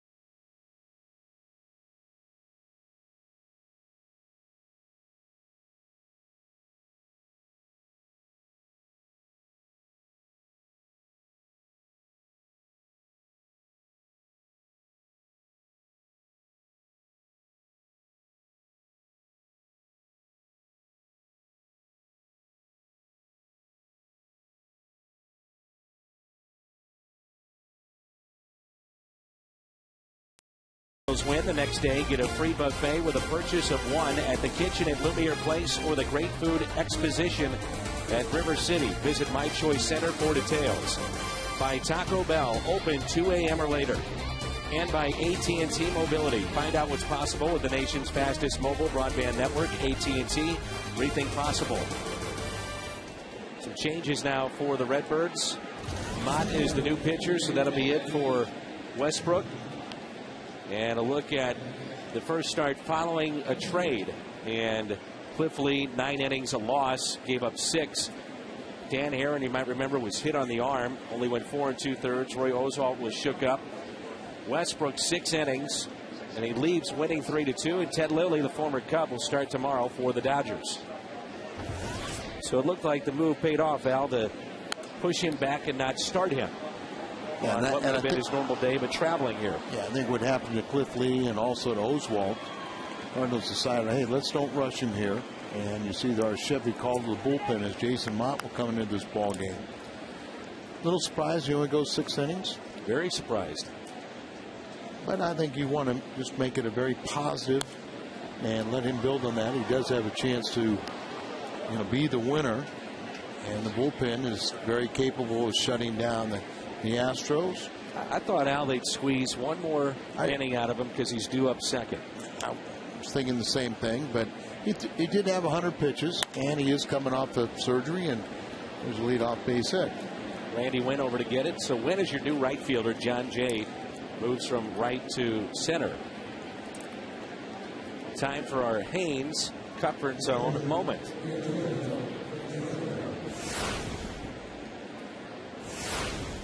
The Cardinals' 3.25 bullpen ERA is 3rd in the National League. That's another reason why you feel a little more comfortable not pushing it. And even for a 32-year-old veteran, former American League All-Star, it's important not to, to make sure that Westbrook only has a very positive outing, and, you don't want him to get in the middle of an inning, have to take him out, have an opportunity where he could lose the game. Right now, he's the pitcher of record on the winning side, and so, hey, it's a good first outing. Hopefully, he can build from there. In the air to right field. Randy went over to make the catch. Think about that rotation they had in 07. Westbrook, Sabathia. You had Cliff Lee, Paul Bird. Some pretty good names there. And then, that was part of that time. He was having the elbow discomfort, which eventually led to the Tommy John surgery last year, or missed most of the year. Might have had late 08. This will be Jason Bourgeois, who's hitting 250, and he'll pinch hit for Myers. Myers was 0 for 2, and he's on the hook possibly for a loss tonight. Bourgeois 2 for 7 with 2 walks as a pinch hitter this season. I think you have to say very impressive debut, though, for Westbrook here tonight. No doubt about it. And I really didn't expect much less. Me neither. Because, the only thing I wanted to see was ground balls, and we saw plenty of those. What was surprising was the 7 strikeouts. He had 1 walk, and we kind of think that was an intentional walk. Just looked like he was pitching around Lee. After Pujols said, do it. Pitch around Lee. How about a double play here with 1 out and a runner at first? Bourgeois does run fairly well, though. 1 ball, 1 strike. Things have changed since 05 and 06. 2014 for Houston, that was very good as well. Pettit, Clemens, Biggio, Bagwell, Berkman in his prime. Brad Ausmus. Bourgeois was brought up on July the 2nd, hit 345, 10 doubles, 5 home runs, 28 RBIs at AAA in only 65 games. He had 18 stolen bases, so that's some of that speed you spoke of. It's warm here tonight at the ballpark. It'll be sizzling hot tomorrow and on Wednesday. Temperatures expected to hit triple digits. Now, Dan, I want to make sure you hydrate. You go home tonight. Don't worry about that. Very important. Hydrate. And remember, one of the key ingredients in Anheuser-Busch's Finest is water.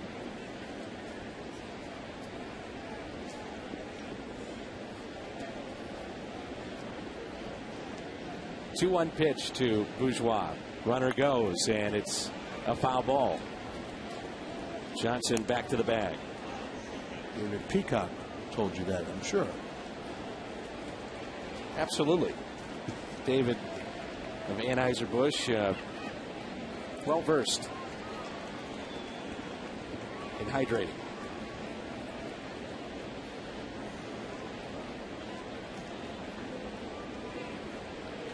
2-2 pitch. Runner not going, and it's a foul ball. You know, the Astros just dominated against Milwaukee in their series. They swept them, only allowed 2 runs. And tonight, that team that couldn't hit in Houston is pounding the ball in Chicago. They're winning 11-1 in the bottom of the 6th. Cardinals with a number of games remaining with Chicago. This could be 2. It's hit hard. Ryan, double play. 6-3 on the double play.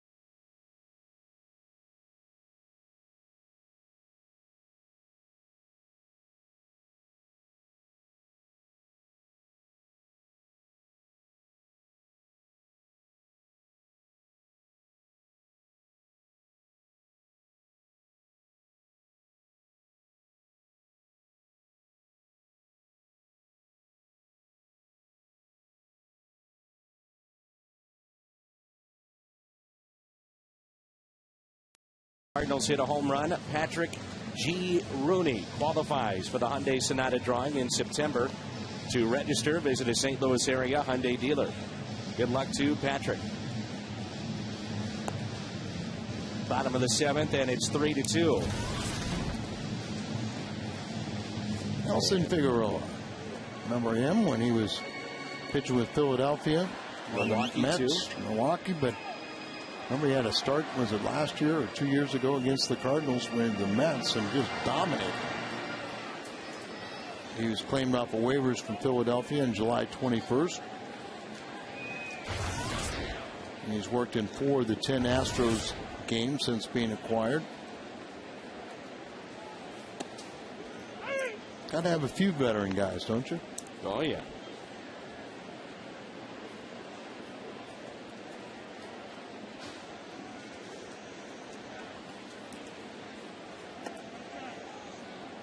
And in my mind, when you have a young club like Houston, one of the key things is to have really a top-notch closer, because they're not going to win a lot of games, but the games they lead late, they have to hold on to them. There's a shot into right, and a sliding catch and dive made by Pence. Good play. He's playing in anyway, and he got a very good jump.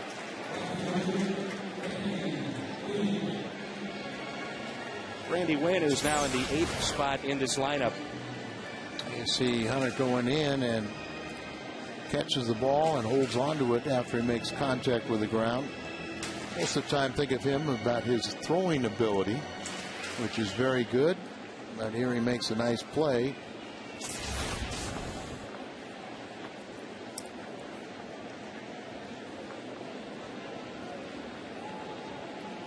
One out, and here's Randy Wynn. First pitch on the outside corner. The trade deadline is come and gone, and there are players that still could be moved. Some people believe that maybe even a guy like a Brandon Lyon.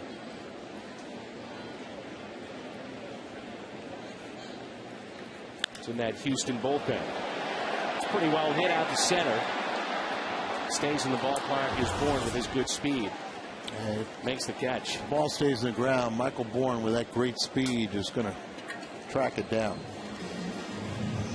in the air. And he didn't have to climb a hill here in St. Louis. Does help. Or scale a wall. Here's Brendan Ryan. Now, Brendan Ryan, we talked about how well he's hitting the ball right now, but tonight he's made a couple of mistakes of, one, hitting fly balls, and particularly to center field. You know, he only has 2 home runs. He's got to hit down on the ball, utilize his speed, or really try to drive the ball line drive style. He gets underneath the ball, you know, he's going to make a fly ball out. So, but it is nice to see him swinging the bat and not just an automatic out. Hit 292 last year, and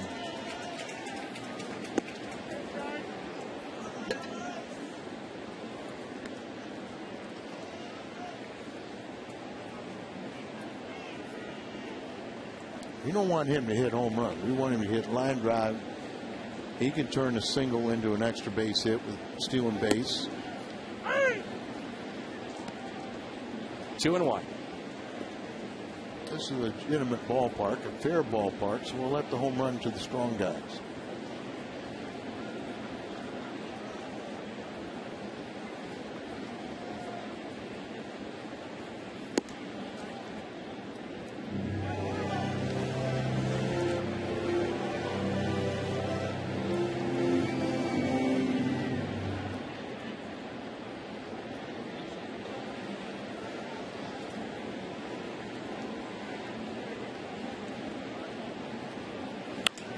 Up the middle. That's what you want. Right there.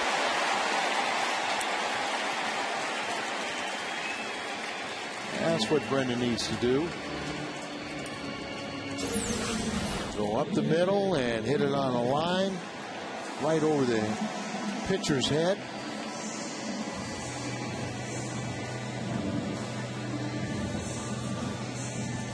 That swing looks so much better than when he was so crouched over and just swinging wildly and pulling off the pitches. Here's Lopez with 2 outs. Back to the top of the lineup. How many times this year have the Cardinals been in games where you know, maybe a relatively close game, but you feel like they're never in it? Now it's kind of the opposite. They got a 3-2 lead, but you feel like they're dominating this game.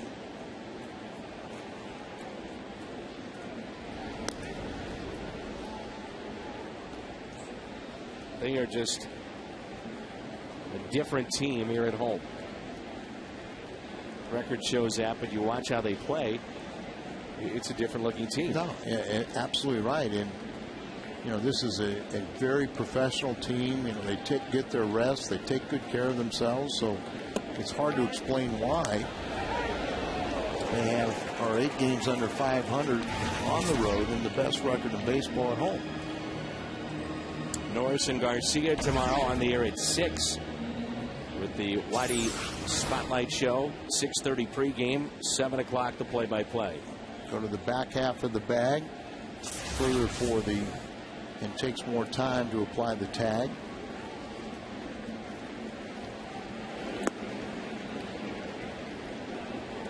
Like he wanted to steal, but didn't quite have the jump. And Quintero this year has thrown out 50% of base runners.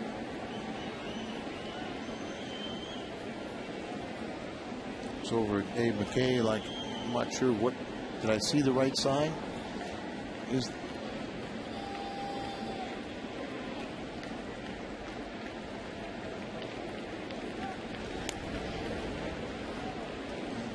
Astros reacting to it. A lot of times when a game like this, you know, Tony may give, the only sign he may give is do not go.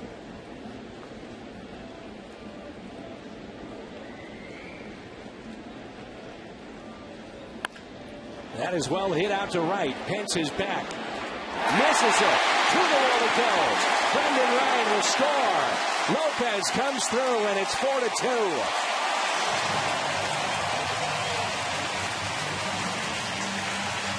Yeah, I'm sure Hunter Pence is talking to himself.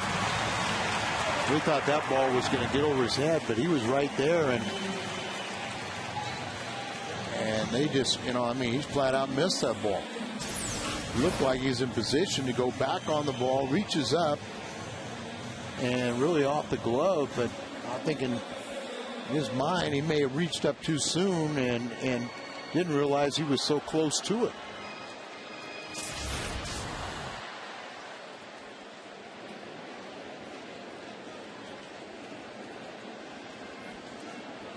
Big run. It's now a 2-run lead. Here's John Jay. Jay pulls it foul.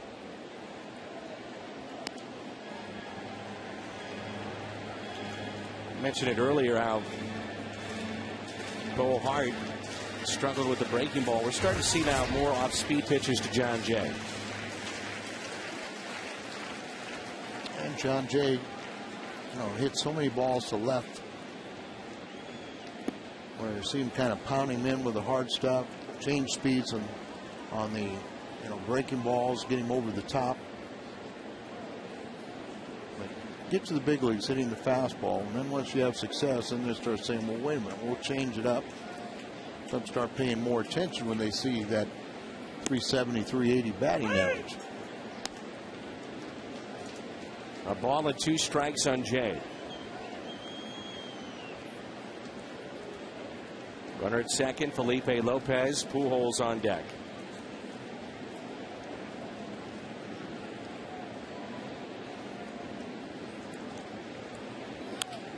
Jay hits it too short. Pujols left standing on deck, and we played 7 here at Busch Stadium. Felipe Lopez gives the Cardinals some insurance. We head to the 8th.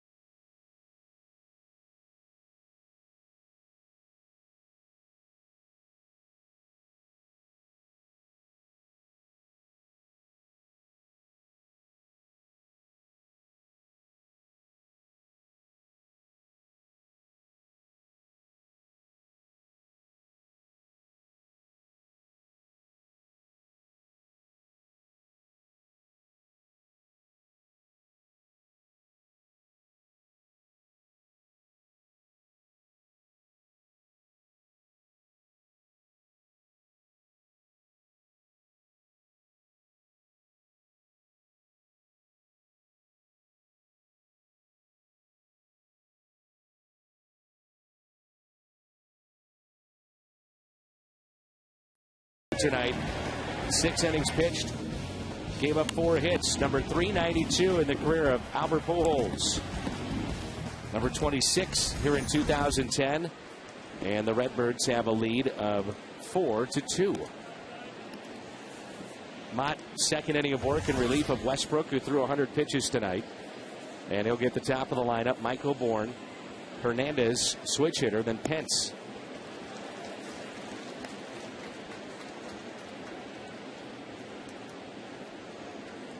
Mott going to second inning as he's pitching for the third straight day.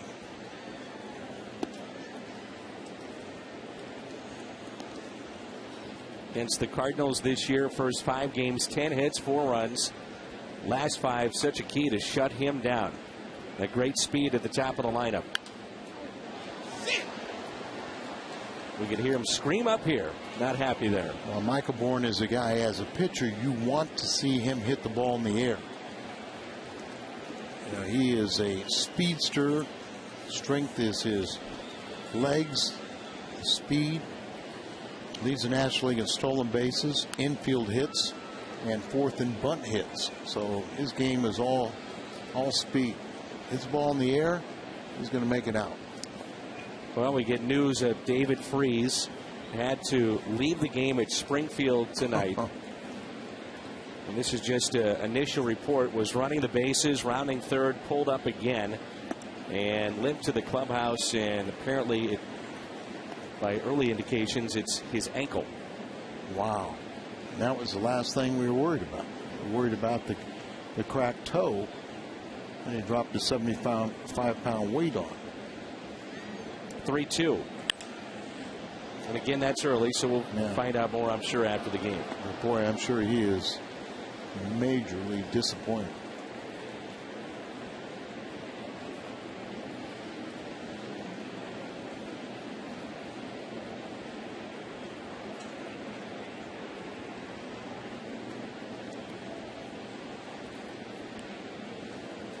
A 3-2 pitch. And a walk to Bourne.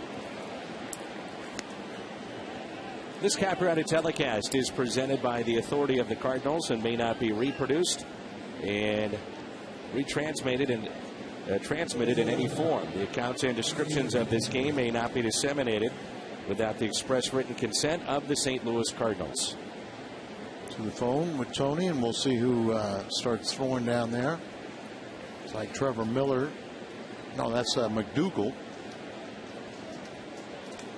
See so many tall and lanky. It's got to be one or the other, and it's McDougal. It's beginning to throw. And Molina will settle down Mott. And Dave Duncan will come out and take a little more time for Mike McDougal.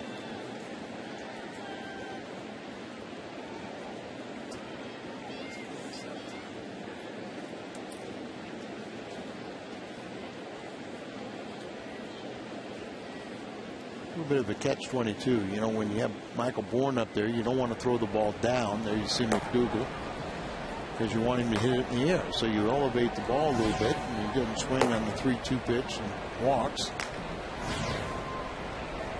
Hernandez is a switch hitter. Only 2 at-bats right-handed, and 2 for 11 left-handed.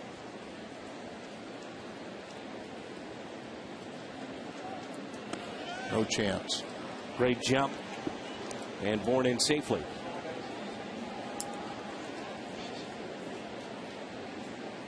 That's one of those little aspects. His 33 steal. He leads the National League. But one of the aspects of Mott, who really takes a long time to deliver the pitch.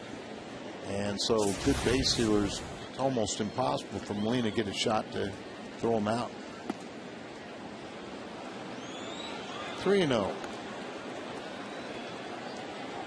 How big was that insurance run? Huge.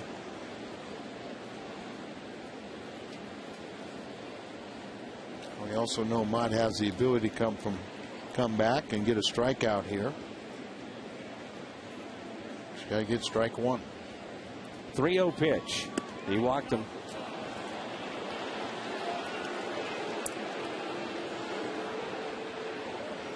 And you're bringing up a couple of their legitimate hitters now. So young hitters that you might have been able to exploit. Goes back to where you've got the veteran Pence, Lee, Keppinger. And I doubt Antoni's not going to wait around. So his first inning was good. Second inning puts McDougal in a tough spot. So it'll be runners at first and second, nobody out. McDougal coming in a 2-run lead.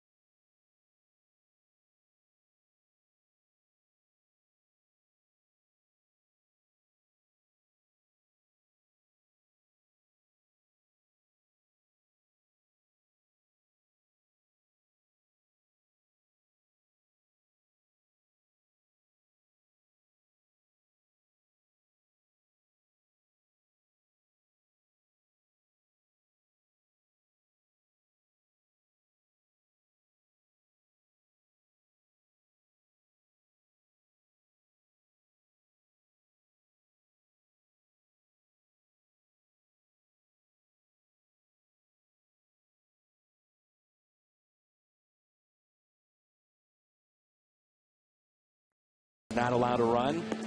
A couple of walks and a strikeout. And he's only allowed one hit. That was just sort of an infield swinging bunt. But he's be a good test for the former American League All-Star closer. Came available to the Cardinals as he had hip surgery last year. He was 20 for 21 in save opportunities with the Nationals, then had hip surgery. Had a minor league contract with an opt-out, and he exercised that. The Cardinals signed him. He always wanted to work with Dave Duncan. Another thing that Westbrook said it was a benefit of the trade to get that opportunity to work with the best pitching coach. And another real veteran present that can help out of that bullpen.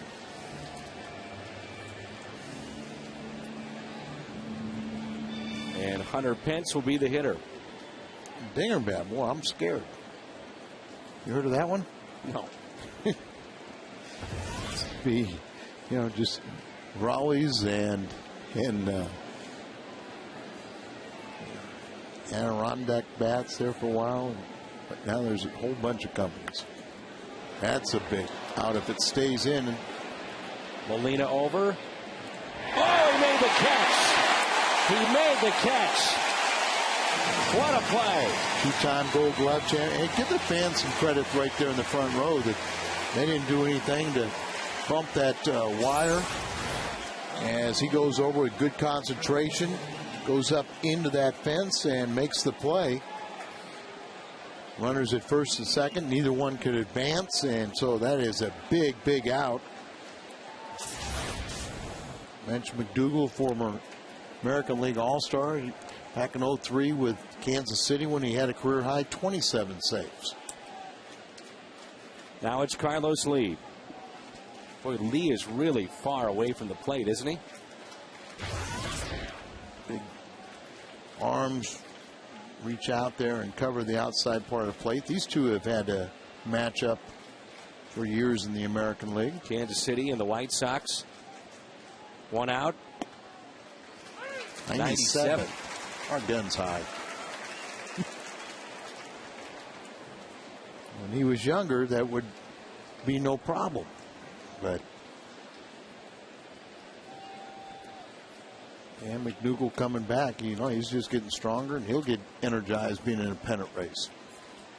That'll be his first time.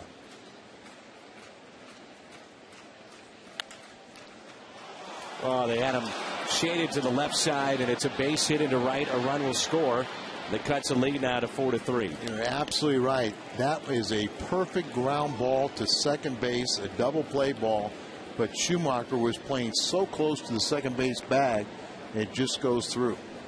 So Cardinals have that defensive alignment, and they pitch it. They're playing him away, pitching away. I'm sure when McDougal sees this, look where Schumacher's playing. He's so close to the bag there that he hits just a routine ground ball to second. Pitch him away.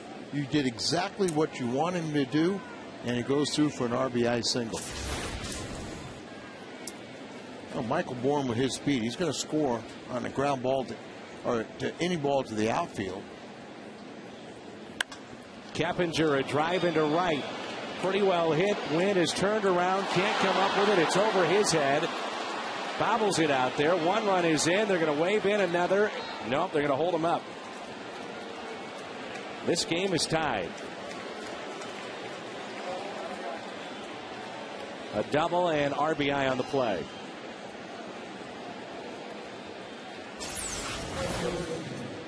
Randy Wynn, who had a long stretch with no errors, has really not played that well defensively.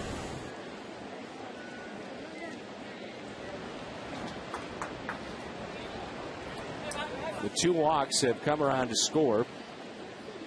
Redbirds will load them up. We'll deal with Johnson, who is due up after Brett Wallace. Those runs charged to Mott.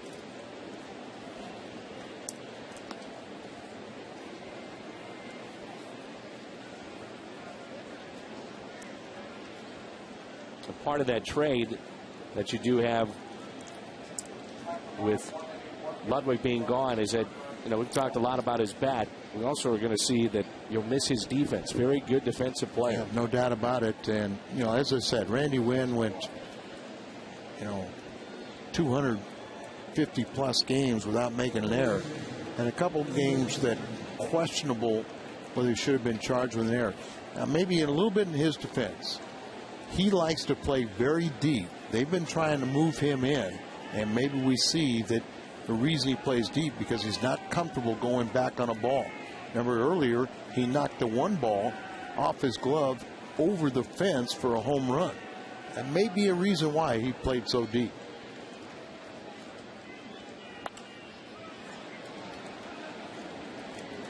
Four game here in the 8th. McDougal very well could be out of this inning with either the double play or if they just get one on that ground ball and the fly ball out to right.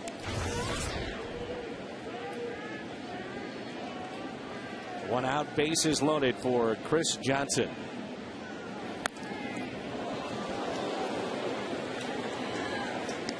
Oh, 2.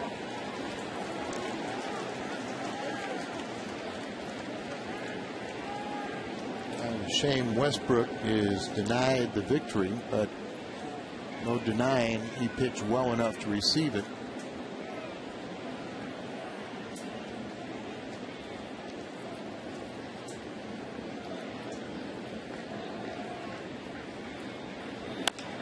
Little chopper just over the glove of McDougal, coming home and safe at the plate. Schumacher tried to get Lee on the force play, and now Houston leads it 5-4.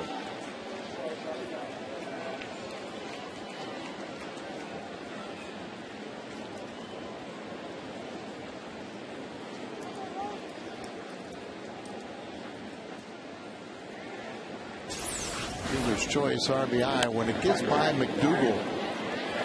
And he's a tall guy, makes it a very difficult play for Schumacher. Maybe the only play he had was home, and he's throwing on the run. His throw is wide, and so you don't get anybody. RBI for Chris Johnson, his 22nd, and the 5-4 lead for Houston. Corners are in, bases loaded.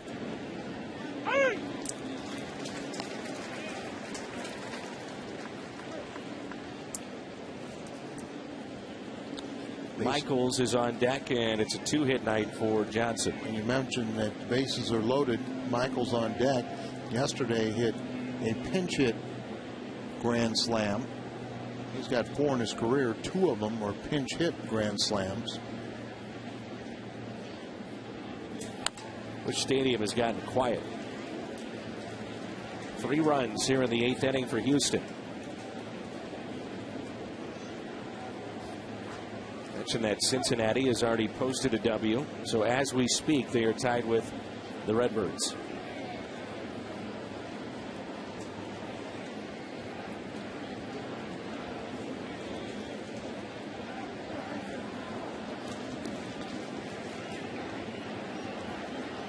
Some fans are trying to get a Cardinal cheer going.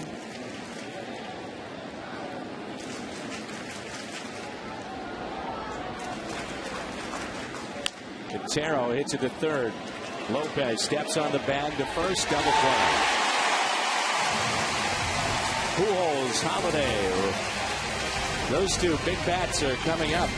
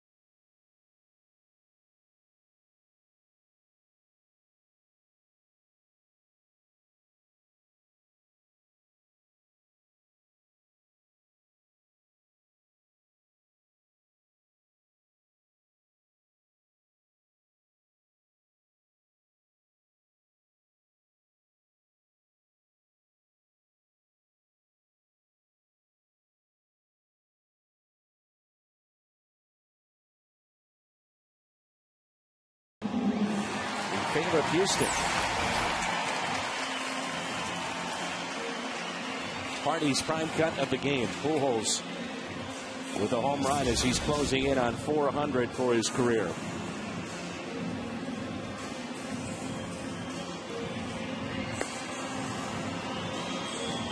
Brandon Lyon into the ball game. He signed a 3-year, $15 million deal this offseason with Houston. He can close. They have a very good closer in Lidstrom. He's got 6 wins on the year, and he's pitched very well. Kind of opened some eyes when he got that 3-year contract, but it's kind of the going price for quality, late relief. The Astros this year, 28-20 inside the division, 17-39 outside the National League Central Division. And they played the Cardinals very tough.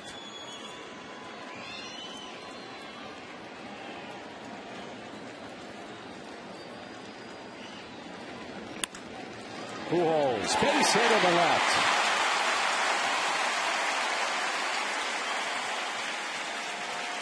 Guarding the line at third base, and Pujols is aboard. The tying run is that first go-ahead run comes to the plate.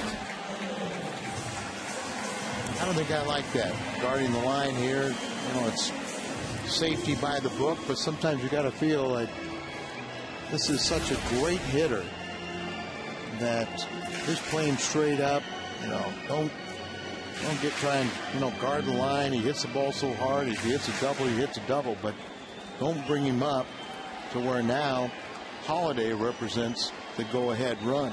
With his power, he can give the Cardinals a quick lead. Holiday tonight, 2 walks against Brett Myers, and Myers now off the hook in Matt also grounded out to short. You know, looking at Myers, he came in with opponents only hitting 173 against him since the beginning of July. That's best in baseball. He was 3-0 in July. I think it's a couple of years since he's lost a game in July. Here, Matt Holliday, 316 against Lyon with 1 home run.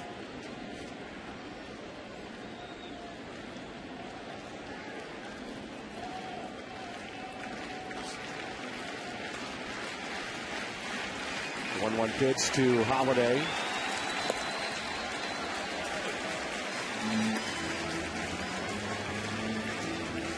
Matt's faced him 19 previous times.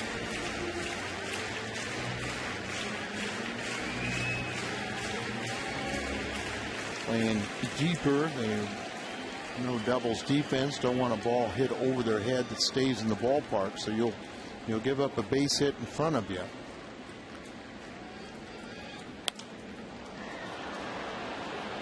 This will find the seats out of play. Keeping an eye on Pujols, and Albert with 11 steals tops on the club, 1 ahead of Colby Rasmus.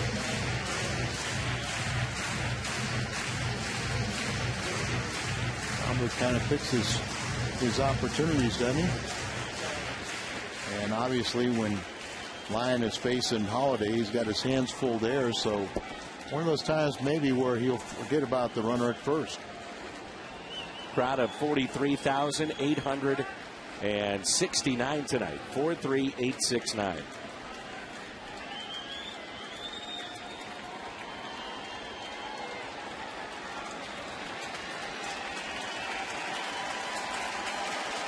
A 2-2 to Matt Holliday.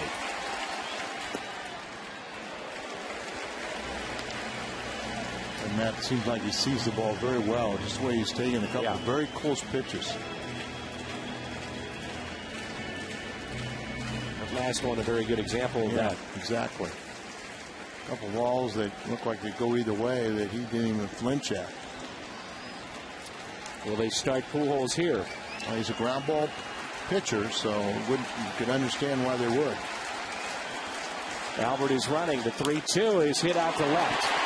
They're playing deep, and the catch is made by Lee. A sliding catch. Pujols back to first. A lot of times, you know, we criticize Carlos Lee's defense, but he got a very good jump on that ball, playing deep, and came in on it, made the play. Maybe Houston, one of the few places where with that very short left field porch, he can play that left field, but here he makes a nice play. Got a good jump on the ball. Stavanoa will pinch hit. He picked up another pinch hit, and he came off the disabled list, but has 11 pinch hits, and 2 of those have been home runs. He's a Houston native, so. And he was injured in the Houston series right before the All-Star break. Yeah, slight separation of the shoulder. He hit very well in his rehab, 368.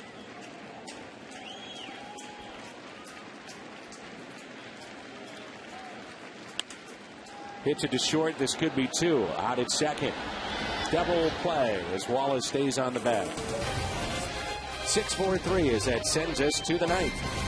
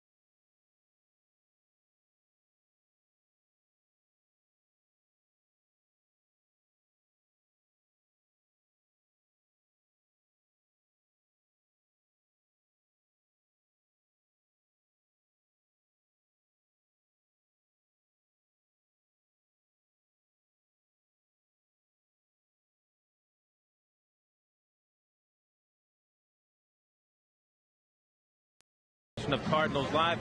Pat Paris and Rick Horton standing by. Rick will grade Jake Westbrook's Cardinal debut.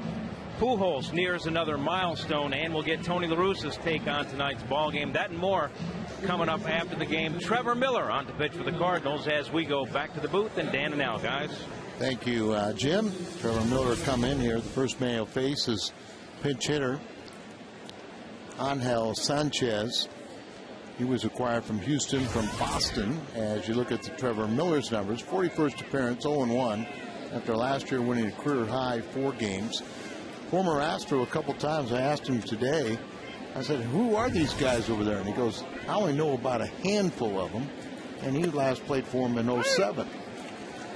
But tremendous turnover. Sanchez here was acquired by Houston from Boston on July the 1st in exchange for Kevin Cash. Spent most of this year at AAA Pawtucket, where he hit .274 in 62 games. 10 doubles, no home runs, 17 RBIs, and 6 stolen bases. And he's hit safely in 11 of his last 13 games. And a career high 8-game hitting streak. He hit just under 300 in those 13 games. Ball. Right side and. Yeah. Albert, who ranges so far to his right, and Schumacher was playing. He had to take such a deep approach, probably would not have been able to throw Sanchez out. He is in your line here, but you know, Albert goes so far to his right, and that was perfectly placed right between first and second, and a leadoff base hit. Michael Bourne here. Switch hitter Hernandez on deck, and then Hunter Pence. 5-4, Houston.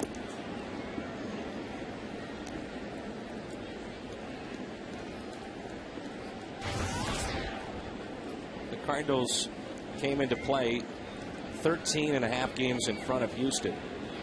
But the season series has been remarkably close. And the Astros actually own one more victory. Coming in, both teams had scored 31 runs.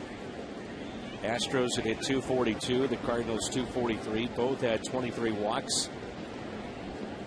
But yet the Astros had one more win. Hard to believe, too. Yeah. And one series, you know, at home and away, right? Correct.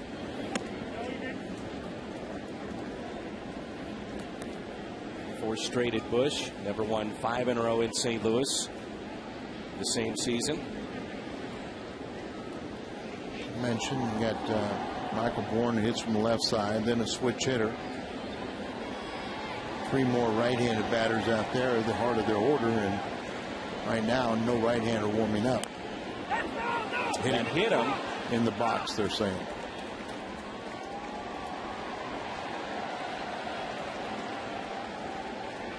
So that play happened yesterday. A little different. This is in the 9th inning, where yesterday it was in the 1st inning.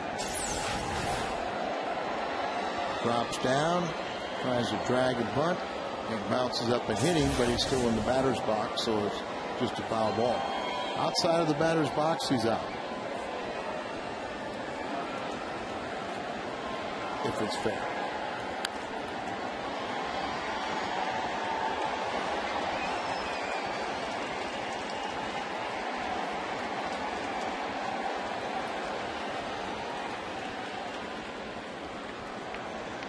Something new, Dan. They're just a new thing that fans are trying. I think they read somewhere it's called the wave.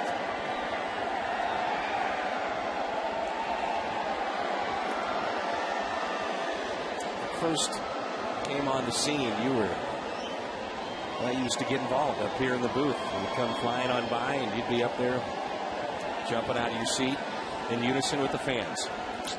Every time.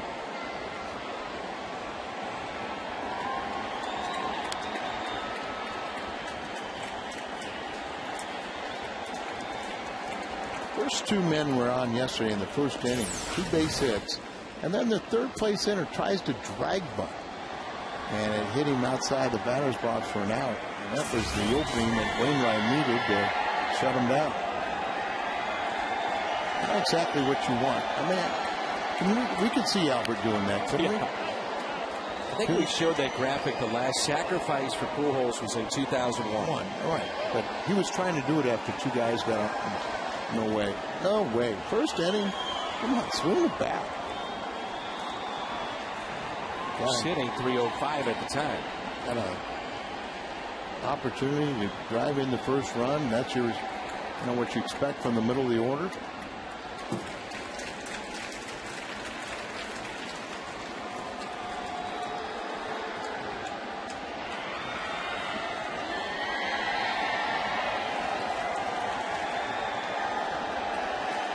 Blue Jays over the Yankees 8-6.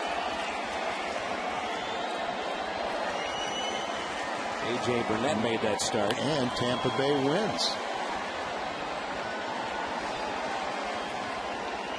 So they're tied in the American League East.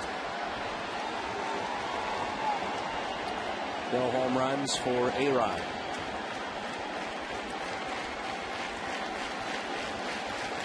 Dodgers made all their moves, and they got San Diego tonight.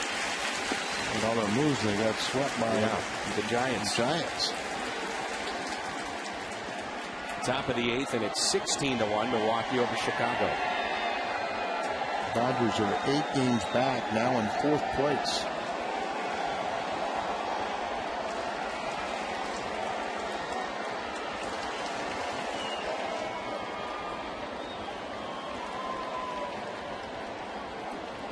Through the legs of Molina.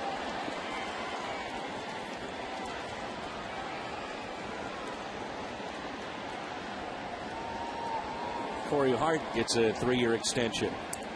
3 years, $26.5 million for Corey Hart. It's a wild pitch. He never even got down on that ball. Almost looked like he looked back at Trevor Miller, scored a wild pitch, but that could be big with nobody out. And put a man in scoring position. Just a 1-run lead.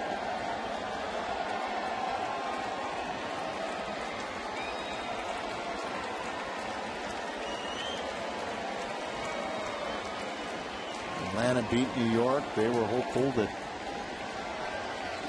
they could pick up ground on the front runners. Productive at bat here. Could be even a base hit. Schumacher has to hurry up. Safe.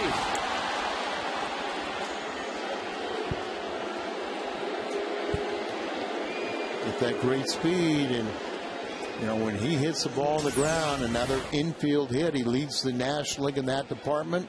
Leads in stolen bases. Just flat out outruns the baseball. Look at that. Reaching for it, so he still doesn't get the quick jump out of the box and still beats it out. Wow. And you don't believe us in slow motion? Now you will.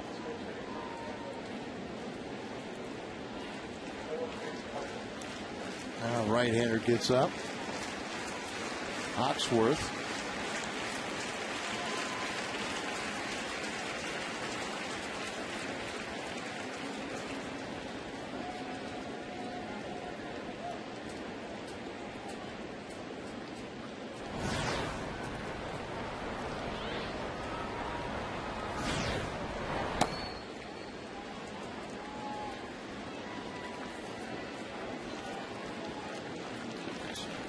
Jason Michaels pitch hitting here. He's done some damage against the Cardinals in the past. And mentioned yesterday he hit a pinch hit grand slam.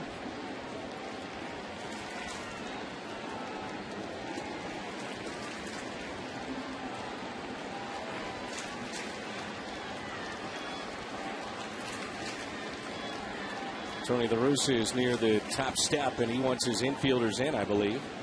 As he's motioning towards Schumacher to move in, and he is. Infield in. Here's the fly ball.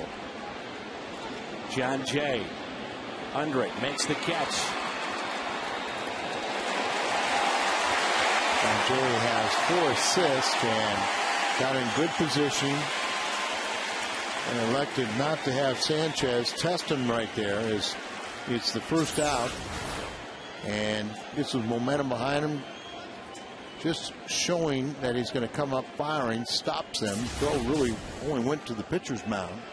Al, I talked to John before the game, and he's getting a lot of time in right field, which is the least of his experience of the outfield positions. He said in college and basically all the way through the minor leagues, he was either the left fielder primarily or occasionally in center, but never in right. And he said last year he started playing a little right field because he knew with Tony La Russa, if he made it to the major leagues, and they told him this, you're going to have to be able to play all 3 outfield spots. And to his credit, I said, well, if you're not getting a lot of live action out right field, how do you get your reads? And he said, basically what I did is during batting practice, I would always go to right field. I knew where I was comfortable in left and in center, but trying to read the ball off the bat in right field, and he's made himself into a very productive outfielder. Well, that's what you have to do, and give him some credit, understanding that that would be the case, that he'd have to be playing all positions, would have to be proficient. You surprised that Trevor is facing Pence here? Very much so. You have Hawksworth warming up. I thought he would be through after Hernandez. I'm just looking at it at the beginning of the inning, one way or another. Couple left-handed bats and then the switch hitter. 2-0 pitch to Pence. Off the glove of Lopez and into left. Bourne is flying around second and in there safely at third.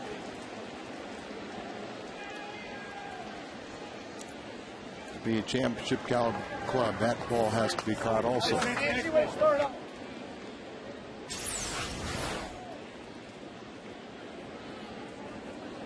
It's hard hit, but he goes down. Why are you going down? Stand up. And that ball is, is an easily catch ball. Going down on a knee, it goes off the fingertips.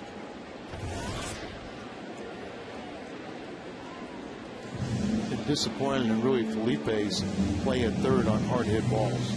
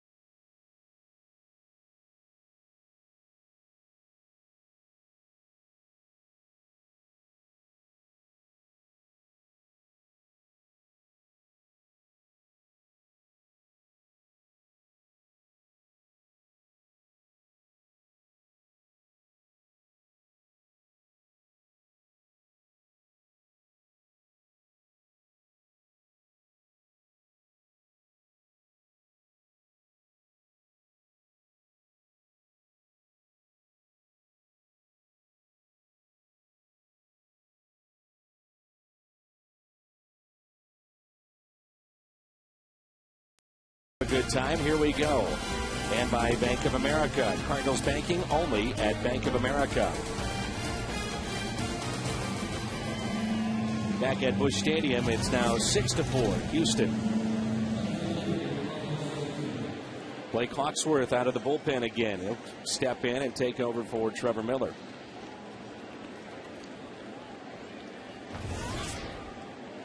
He's at the corners for Carlos Lee, who has a couple hits, walked once, scored 1 run, 1 RBI.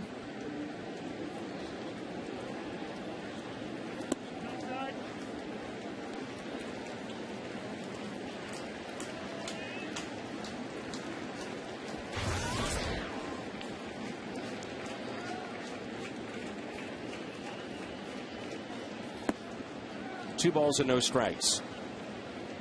As Tony was saying to us the other day, the Cardinals with Hawksworth, they felt he could have been a little bit better as far as that win-loss record if he would have gotten more run support. But they were pleased with his work out of the starting rotation. Well, he was there because of the injuries to one of your projected rotation, and the first couple starts, he's really not stretched out. Showed you enough, but he walks the first man. Cardinals going with an extra reliever. Got 13 pitchers right now. Bases loaded for Jeff Keppinger. Cardinals will have Molina, Schumacher, and Wynn coming up in the bottom of the ninth.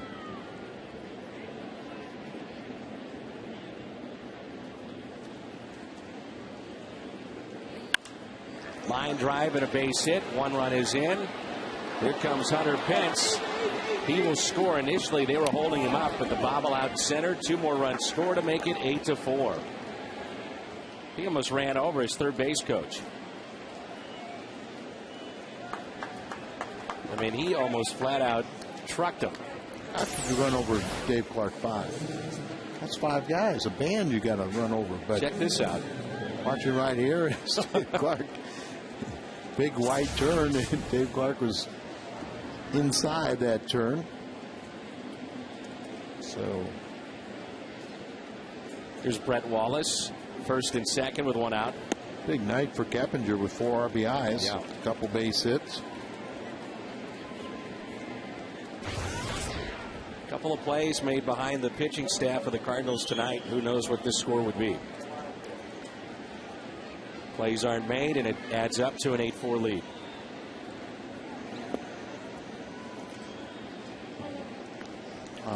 If there is a significant injury to David Freese. Yeah. Looking at Wallace, but that could be very, very troublesome, as Felipe again has had a very poor defensive game. Now at third base he's played the least amount of time over at third, and he's trying his best, but the ball finds you.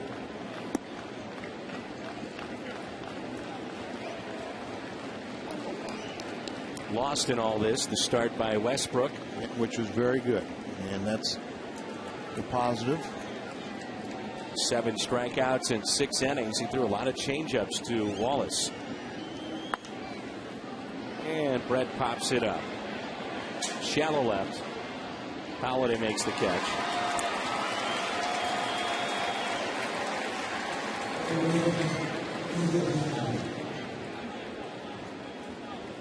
Three runs in the 8th. Already 3 runs here in the 9th for the Astros.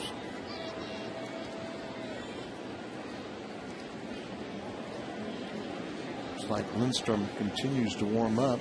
Their closer. Chris Johnson.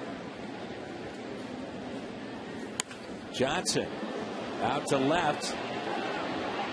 And it 1 hops off the wall. 1 run is in. Hold the runner at third base. 9-4 Houston as Lee scores.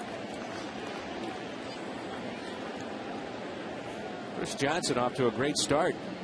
I mentioned he had his 14-game hitting streak stopped yesterday, but hasn't stopped him hitting here. Breaking ball just like right down and in. Dropped that bat head off the wall. Nice play by Holiday as he barehanded off the wall and got it back in quickly. Well, Houston has come in here and now pounded out 12 base hits, and here's Quintero.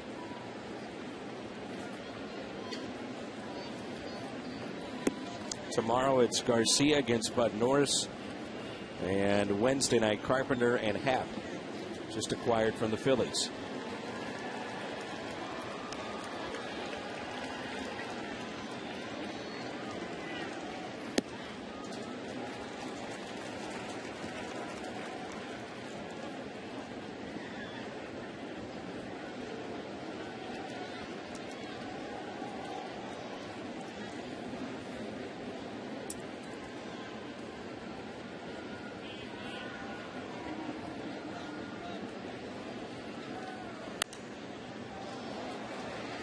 One ball and 2 strikes.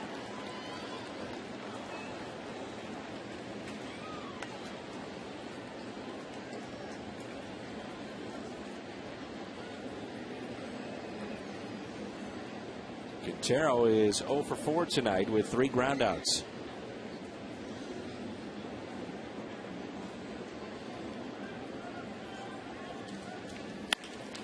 Grounder to Lopez. That sends us to the bottom of the ninth. 4 runs here in the top of the ninth. A 5-run lead for Houston.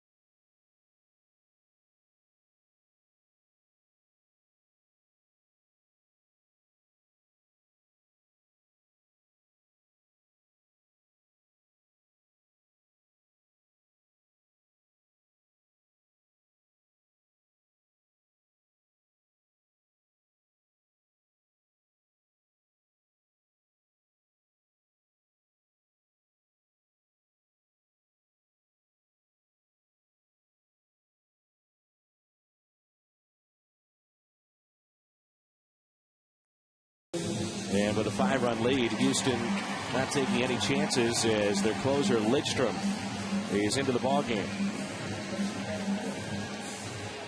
Yadier Molina leads it off. 22 saves and 26 opportunities this year for Matt Lidstrom. Came into the season with just 20 career saves, 15 last year, 5 in 08. He's earned a save in 51% of the Astros wins this year. Michael stays in the game. He's playing left field. Sanchez also stays in the game. He's playing shortstop.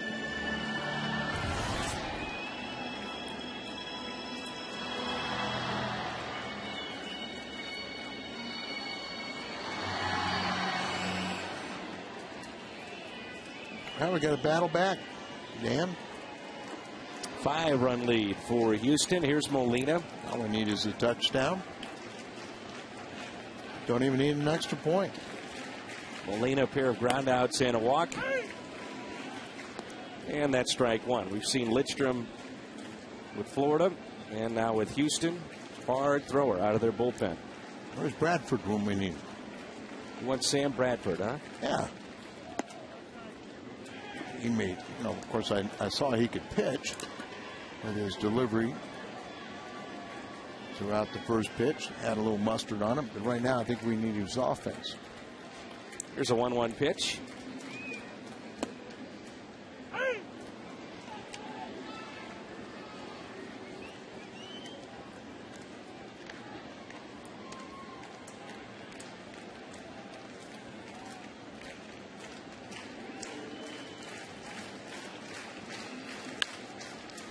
Off of Lidstrom and a base hit. Molina hustling down the first base line.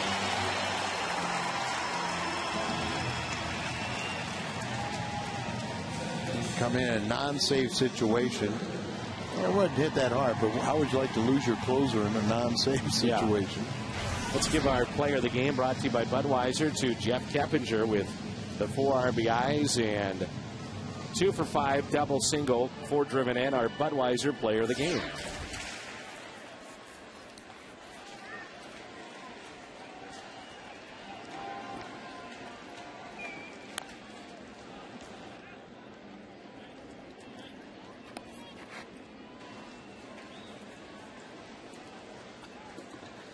The great Tom Mee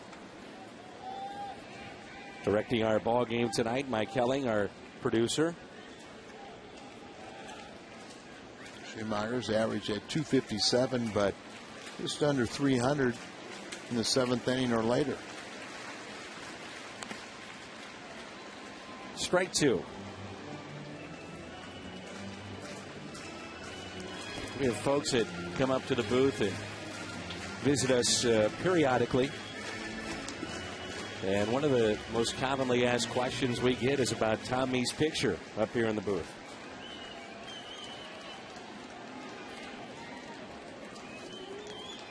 Little children run away scared. 0-2 to Schumacher. Check swing. Did not go.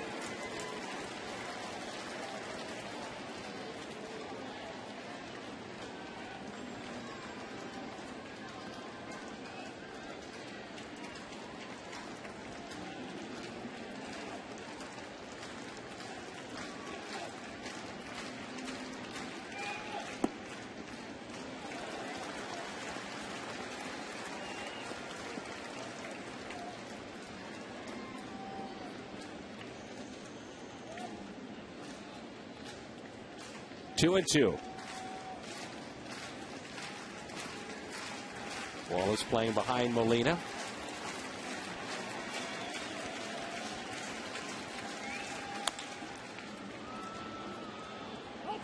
Foul ball.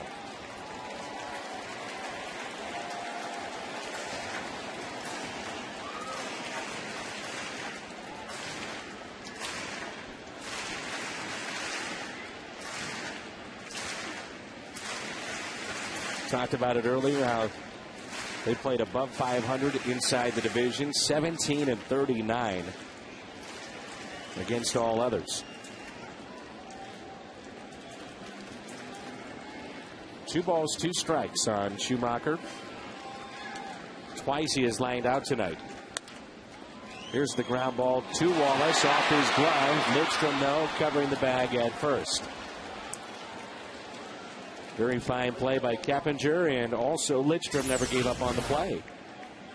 Well, that's the real key. Here it goes off the back, tried to backhand at Wallace, deflected it to his second baseman. Keppinger really calm, waited for his pitcher to get to the bag, who never broke stride. And they get Schumacher, who always hustles at first base. Molina down to second, and Randy Wynn will get his second plate appearance. Came in the 7th inning, pinch hit, fly ball to center. Dan, you look a little scared. Did you just look at Tom Mee's pitcher? I did. Frightening.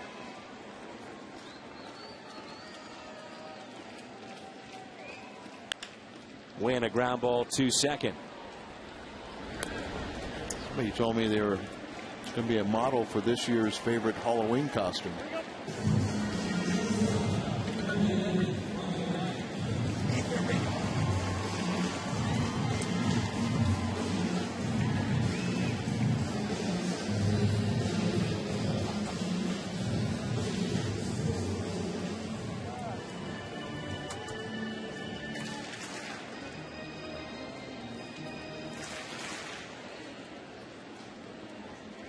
And it's up to Brendan Ryan.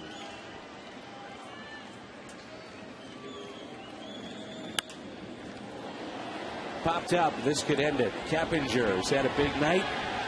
Finishes it off. 9-4 our final tonight. Houston defeats St. Louis in Game 1 of this 3-game series from Busch Stadium. Post-game show coming up.